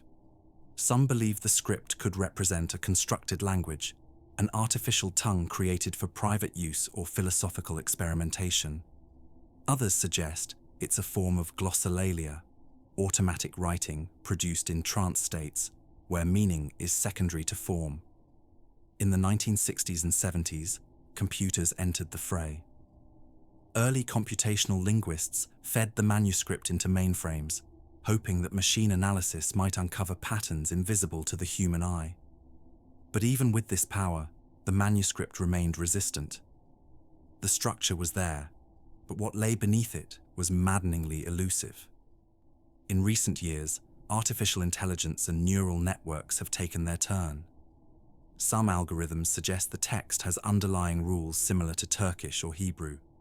Others argue the opposite, that it lacks the complexity of meaningful language and may be a cleverly constructed hoax. But again, nothing definitive. The more the manuscript is studied, the more it unsettles. It is consistent without being comprehensible, structured without being interpretable. It gives every impression of being meaningful, but yields nothing. And perhaps most troubling of all, every failed attempt tightens its grip, because every expert who walks away empty-handed becomes part of its legend. The manuscript grows stronger with each unsolved effort, not through spite, but through mystery. Is it a cipher, a con, a language from another time, another world? Or is it a message that only its creator could understand? A private mythology, sealed in parchment, forever unreadable by design? In the 21st century, the quest to decode the Voynich manuscript entered a new chapter, one shaped not by human intuition, but by artificial intelligence. The rules of the game had changed. No longer were cryptographers and linguists the only ones poring over the pages. Now, algorithms, fed by vast datasets and trained on languages ancient and modern, joined the effort, offering a kind of brute intellectual force no single person could match. Early in the 2010s, researchers began applying pattern recognition tools to the manuscript. They trained AI models on hundreds of known languages, then asked them to compare statistical properties to the Voynich text. Some results were tantalizing. One study, conducted by researchers at the University of Alberta, found structural similarities between the manuscript and Hebrew. The algorithm, trained without any knowledge of Hebrew, began mapping Voynich words to what appeared to be meaningful Hebrew phrases. But even then, the results were inconsistent. The AI could recognize patterns, but not meaning. It could translate phrases, but the grammar often faltered. What it produced felt like a shadow, similar in form, but lacking the weight of true language. Elsewhere, machine learning models were used to cluster Voynich words by shape and frequency. These models suggested the manuscript might have multiple dialects or internal sections written in slightly different linguistic systems. This raised questions about authorship. Was the manuscript the work of a single hand, or a collaborative effort shaped over time? Deep learning algorithms attempted to treat the text as a cipher. Neural networks, typically used for language translation, were fed pages of Voynich alongside known ciphered texts from the Renaissance. The results hinted at a substitution system, symbols standing in for sounds perhaps, but again, the final key eluded them. Other researchers fed AI models with encyclopedias of medieval herbal medicine, astrology, and esoterica, trying to match visual elements with known content. In a few cases, rough visual matches were made between Voynich plant illustrations and rare European botanical diagrams, but the connections were loose, unverifiable, suggestive but never definitive. As the tools grew more advanced, so did the questions. Was the manuscript truly a code, or had it simply mimicked the appearance of language so convincingly that even machines believed it? Could it be that the AI was being misled, not by noise, but by an intelligence deliberately crafting ambiguity? Some researchers now believe the manuscript sits at the edge of what AI can understand. Too structured to dismiss, too evasive to decode. A kind of linguistic illusion designed to slip through the gaps of both human and machine cognition. And so, despite the processing power, the computational models, the breakthroughs in natural language processing, no answer has come. The Voynich manuscript remains opaque, as if it were written not just to be read, but to be chased. When facts run dry, theories rush in to fill the void. And for the Voynich manuscript, a void is exactly what's left behind. No definitive translation, no confirmed author, no historical record that places it clearly in context. Just an object, a book, that seems to exist outside time, outside language, outside understanding. This has made it fertile ground for speculation. One of the oldest and most persistent theories is that the manuscript is a hoax, a carefully constructed fake, created either to impress a wealthy patron or to sell as a mysterious curiosity. Supporters of this idea point to the manuscript's meticulous consistency, how the script never falters across hundreds of pages. If it is gibberish, it is some of the most disciplined gibberish ever written. Critics argue, however, that creating such a hoax would have been extraordinarily difficult. To maintain a consistent script, with coherent word patterns and grammar-like features across more than 200 pages without ever repeating a mistake, would require not only a gifted forger, but one with incredible patience and no clear reward. And if it were a hoax, why hasn't it cracked under scrutiny after all this time? Then there's the idea of a lost language. Some believe the manuscript is written in a real language, just one we no longer recognize. A tongue that died out before it could be preserved, perhaps spoken by a small population, undocumented and erased by time. This could explain the unique script, the unfamiliar grammar, and the total absence of linguistic parallels. The problem is evidence. Lost languages leave traces, inscriptions, place names, records. The Voynich script has no relatives, no variations, no dialects, no artifacts that confirm it was ever used outside this one volume. And then there's the most provocative theory of all, that the manuscript is not of this earth. The idea of an alien script, crafted by intelligences beyond our world, has persisted on the edges of the Voynich conversation for decades. Some claim the anatomical diagrams depict alien biology. Others suggest the plants are not terrestrial, that the text's refusal to yield meaning is because it was never meant for human minds. Mainstream scholars dismiss this as fantasy. There is no physical evidence, no isotopic anomalies in the ink, no unusual materials in the parchment. The manuscript was made here, on Earth. Carbon dating confirms it. The style of binding, the pigments used, they all fit within the European medieval period. But the theory endures, not because of proof, but because of possibility. Because the manuscript is so strange, so deliberate, and so silent that even the impossible begins to seem plausible. Each theory reflects a different hope, a different fear. The hoax theory speaks to our skepticism, the lost language theory to our yearning for forgotten wisdom, the alien theory to our sense of cosmic mystery. And perhaps that is what the Voynich manuscript is, a mirror, reflecting back our obsessions with knowledge, secrecy, and meaning. a challenge that pulls us not just toward an answer, but toward the very edge of what it means to know. In a mystery as enduring as the Voynich manuscript, science becomes both the map and the magnifying glass. With language failing and speculation running wild, researchers have turned to the physical artifact itself, its ink, its parchment, its binding, to answer the questions that words could not. Because even when content defies interpretation, materials can still speak.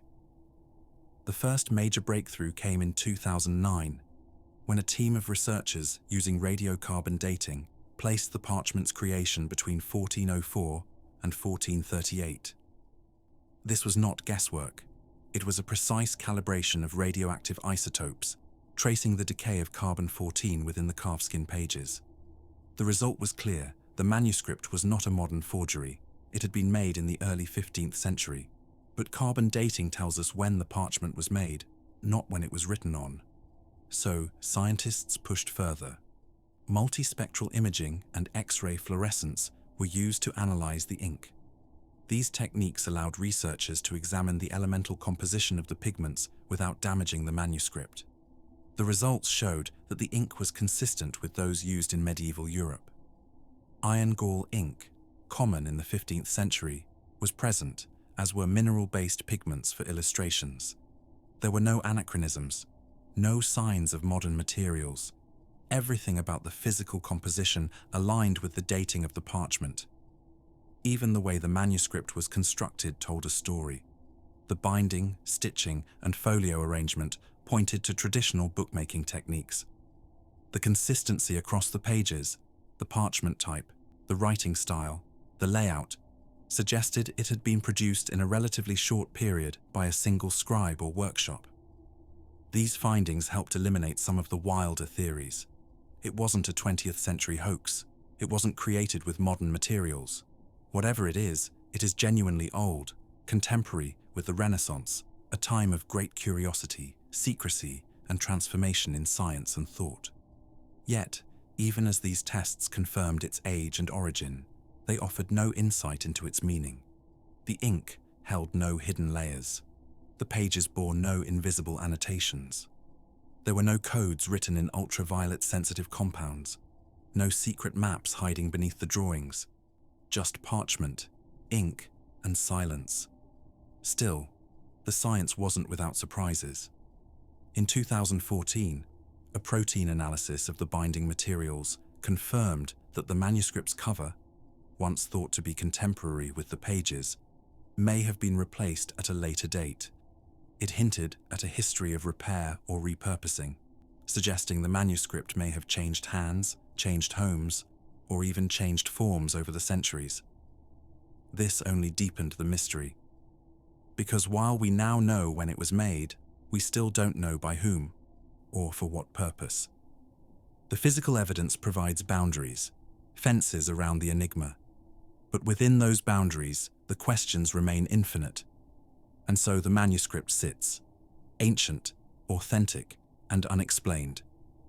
In a world shaped by instant access to information, where answers can be summoned with a few taps on a screen, the Voynich manuscript stands defiantly unreadable. It is a relic from another time, yes, but it is also a reminder, a living question in a world obsessed with certainty. And perhaps that is why it continues to matter, because it reminds us that not everything must be solved to have value. That mystery has its own kind of power, one that ignites curiosity, provokes thought, and humbles the intellect. It draws in not just scholars, but artists, cryptographers, engineers, poets, dreamers. Each sees something different. Each leaves with more questions than answers. In the digital age, we are surrounded by data, but the Voynich manuscript offers none. It resists being turned into a spreadsheet, a translation matrix, a digital model. It is human in its unknowability, messy, organic, deep. And yet it is structured, designed, crafted with precision and care. Every page is a contradiction, beautiful and unreadable, familiar and alien. It is not chaos, it is encrypted order. Its value lies not in what it reveals, but in what it represents, the limits of our understanding. the persistence of wonder, the enduring human urge to reach into the dark and pull out meaning. Generations of researchers have tried to crack it. They've brought to it their tools, their theories, their obsessions, and still it waits. Patient, silent, unchanged. To some, it is a puzzle. To others, a mirror. And to all who encounter it, it is a question. One that can never be Googled, never be solved by shortcuts, never be reduced to a line of code. It is a call to wonder, to imagine, to try, even when success is not guaranteed. And maybe that is what we need more than ever, because in a world where we often value what is fast, loud and clear, this quiet, indecipherable manuscript whispers something else entirely. That mystery still matters, that pursuit still matters, that some of the most powerful knowledge of all is the kind we do not yet understand. Secret societies, Freemasons, Illuminati, and more. In the shadows of ancient cathedrals and beneath the stone vaults of medieval Europe, something began to take form. Not just a guild, not merely a fraternity, but an idea. It was the early 14th century. Across the continent, great buildings rose, cathedrals, chapels, monuments to faith and power. They were marvels of engineering, born from the hands of men who shaped stone as if it were clay. These were the stonemasons, craftsmen whose knowledge of geometry, architecture, and sacred purport. As their skills became more revered, so too did their gatherings. They formed lodges, places of discussion, learning, and secrecy. At first, these lodges were practical, but as generations passed, they began to evolve. The rituals became more symbolic, the roles within them more layered. The tools of the trade, compasses, squares, plumb lines, took on allegorical meanings. And by the 16th and 17th centuries, Freemasonry had become something else entirely. No longer just a guild of builders, it became a fraternity of thinkers.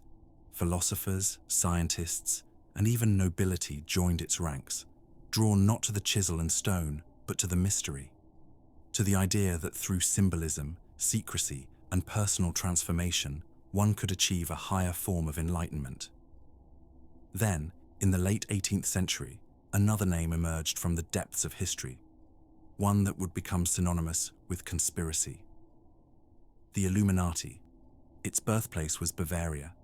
The year was 1776.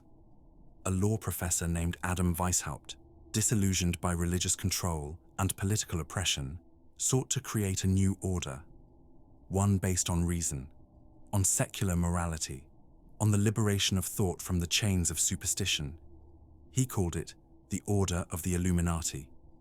Their mission was radical, to infiltrate existing power structures, governments, churches, secret societies themselves, and reform them from within. They operated in silence. They used code names, hidden symbols, and complex hierarchies. And for a time they grew, but not for long. Within a decade, the Bavarian government declared the order illegal. Its members were hunted, disbanded. And yet, the myth persisted, because ideas, especially forbidden ones, rarely die with their founders.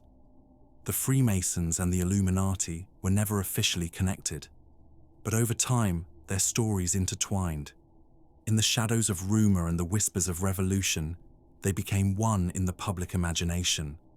And perhaps that is the real story, that in times of upheaval, when empires teeter and ideologies clash, secret societies emerge, not just in reality, but in the minds of those seeking explanation. They offer a sense of hidden order in a world that often feels chaotic, a belief that someone, somewhere, is pulling the strings, whether that's true or not. The origins are only the beginning. Step beyond the locked doors of the lodge, and you enter a world built not of stone, but of symbols. The power of secret societies has never resided in brute force or numbers. It lies in language, in gesture, in ceremony, in meanings hidden in plain sight. For Freemasonry, symbolism is a cornerstone. The tools of the stonemason, the square, the compass, the level, the trowel, are repurposed as metaphors for moral discipline and inner construction. The square teaches fairness. The compass draws the boundary between desire and duty. The level reminds all men of their equality before truth. These aren't casual decorations, they're instruction. Lessons embedded in ritual, passed from master to apprentice in whispers, not lectures. Each symbol is a key, each gesture a lock. Initiation is not a ceremony for show, it's a rite of passage. New members enter blindfolded, led into darkness. They're questioned, challenged, and charged with oaths of secrecy. There are allegorical reenactments, often theatrical in tone but serious in meaning. The initiate symbolically dies and is reborn, not in body, but in understanding. It is transformation by ritual. To outsiders, it may appear strange, archaic, even theatrical, but within the society, it is profound, because secrecy here serves a purpose, not just to hide, but to reveal, gradually. Truth is not simply told, it is discovered, through layers, through effort, through time. And these aren't just relics of history. Freemasons still hold these rituals today. Lodges continue to meet. Members from every walk of life, judges, engineers, artists, participate in the same sequences their predecessors followed hundreds of years ago. The Illuminati, while short-lived, also had its signs, ciphers, code names, a hierarchical structure inspired by the Jesuits. Even terminology borrowed from the mystery schools of antiquity. Their secrecy wasn't just for protection, it was the glue that held the order together. Because to keep a secret is to possess power, and when that power is bonded to purpose, to belief, it becomes difficult to dislodge. That's why these societies endure, not just through conspiracy, but through ritual, because humans are drawn to mystery, to initiation, to the idea that wisdom must be earned, not given. And so, the symbols remain. On buildings, on currency, in plain sight, passed over by millions who never pause to wonder what they mean. In every legend, there is a seed of truth, but over time, seeds become trees, and trees cast long shadows. So it is with secret societies.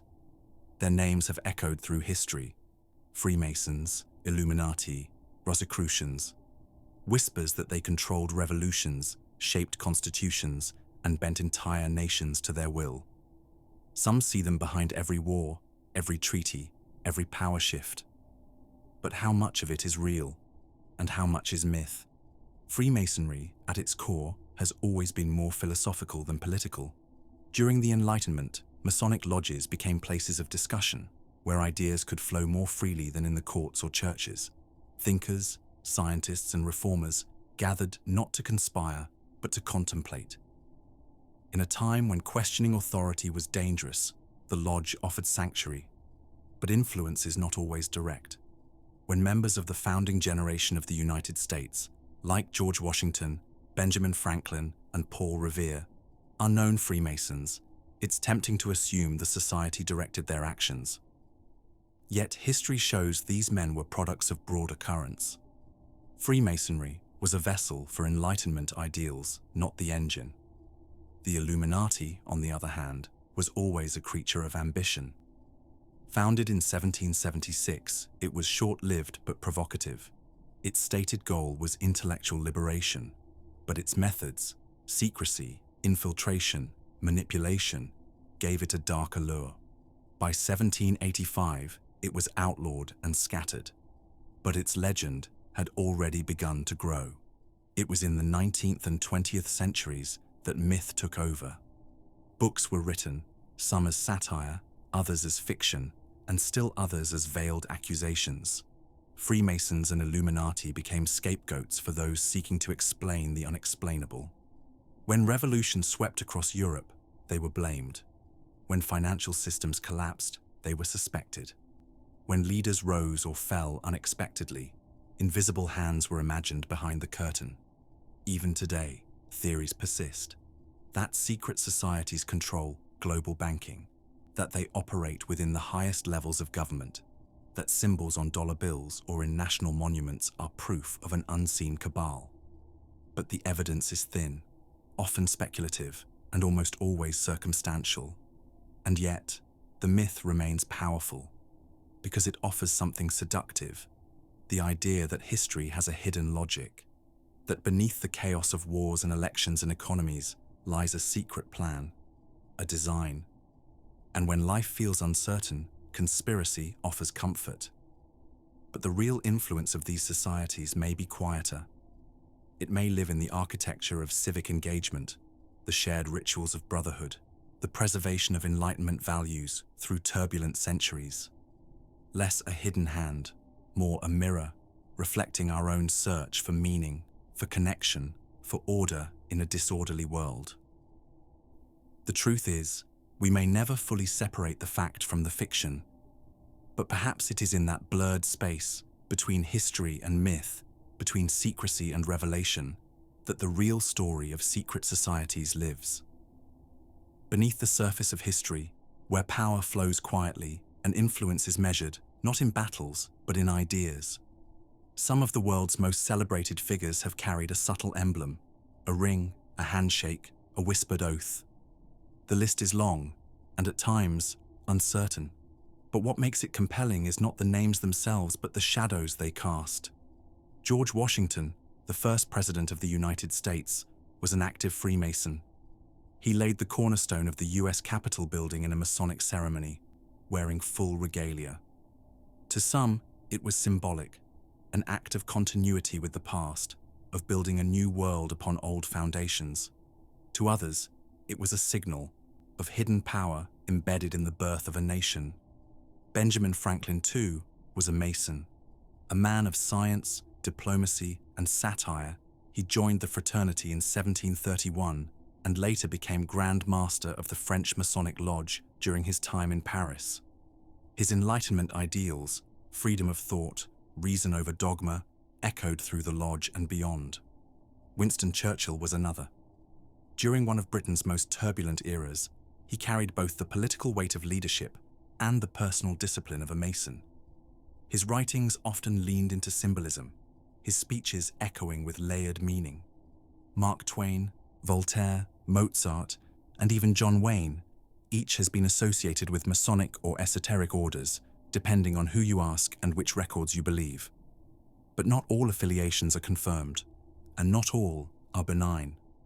Whispers have connected figures as varied as Napoleon, Simon Bolivar, and Franklin D. Roosevelt to deeper layers of Masonic or Illuminati structure.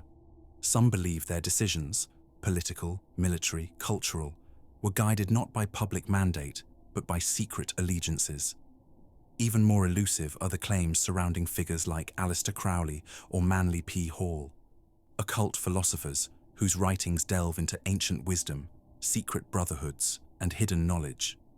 Their work often straddled the line between scholarship and mysticism, making it difficult to know where influence ends and invention begins.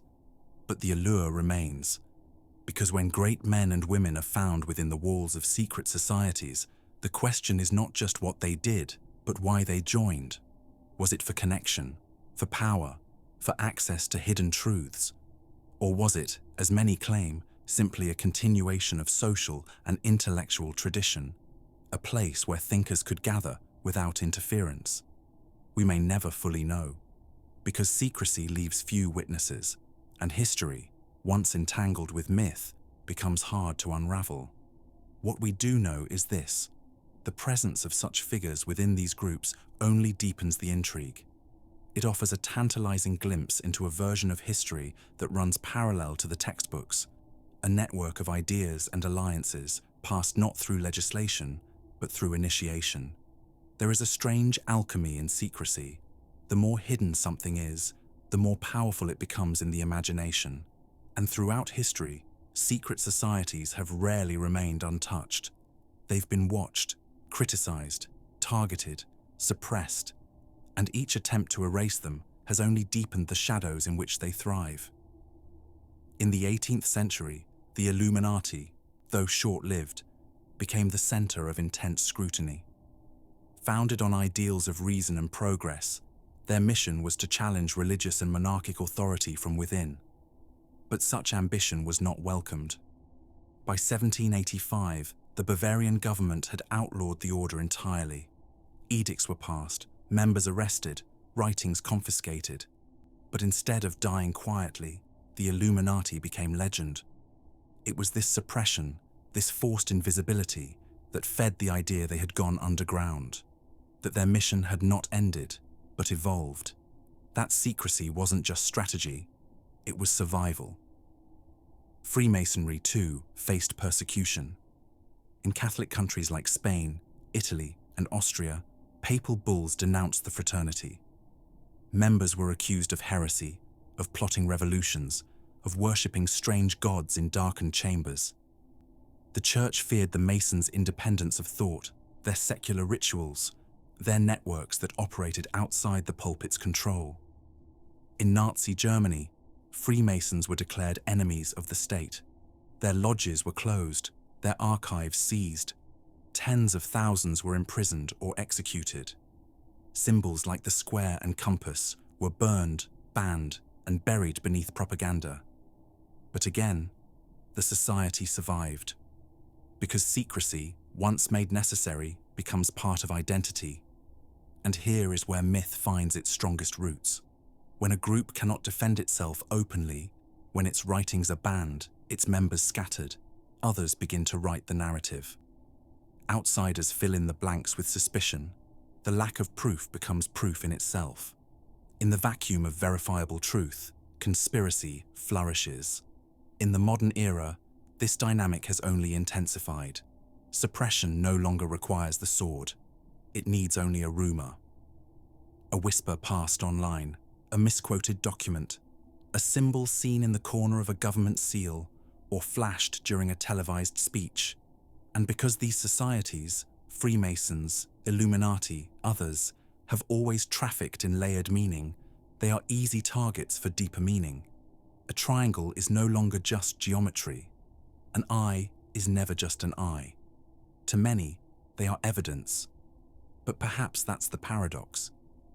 In trying to expose these societies, we often reveal more about ourselves, about our fear of unseen power, our suspicion of influence without transparency, our deep psychological need to believe that someone is behind the curtain, pulling the strings, even when no strings exist. Suppression turns history into mystery, and persecution into prophecy. As time moved on, the shadows didn't fade. They spread. Secret societies, once hidden behind closed doors and whispered oaths, began to surface in the most unexpected places. Not in secret meetings or encoded documents, but in movies, books, television, and games. Because something happened in the 20th century. That transformed the narrative. What was once forbidden knowledge became entertainment. Films like National Treasure and The Da Vinci Code brought Freemasonry and the Illuminati into the mainstream. Symbols once discussed in hushed tones now appeared in summer blockbusters, on museum tours, and in online forums. Fiction and history began to intermingle so thoroughly that separating them became nearly impossible. Audiences weren't just curious, they were hungry. Hungry for symbols with layered meanings, for plots that hinted at a hidden order, for characters who uncovered truth not in laboratories, but in catacombs, beneath ancient libraries, or behind centuries-old paintings. In this retelling, the secret society is no longer just a group. It becomes a character, one that outlives the humans who join it, one that speaks through centuries of architecture, language, and myth, one that might be guiding history or resisting it. Music videos flash pyramids and all-seeing eyes. Fashion collections borrow Masonic motifs.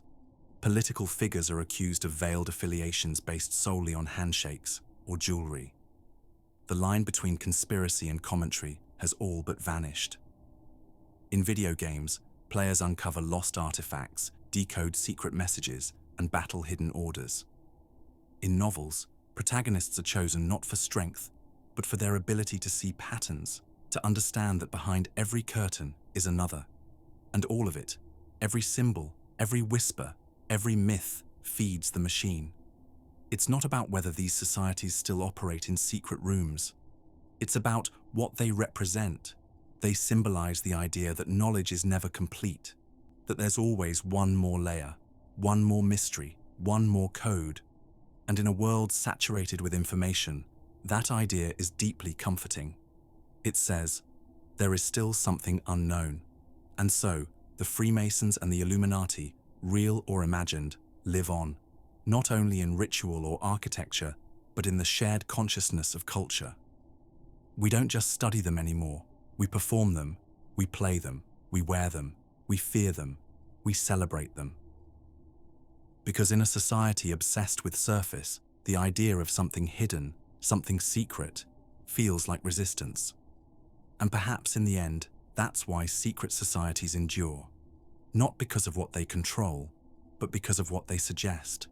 That the world is deeper than it seems.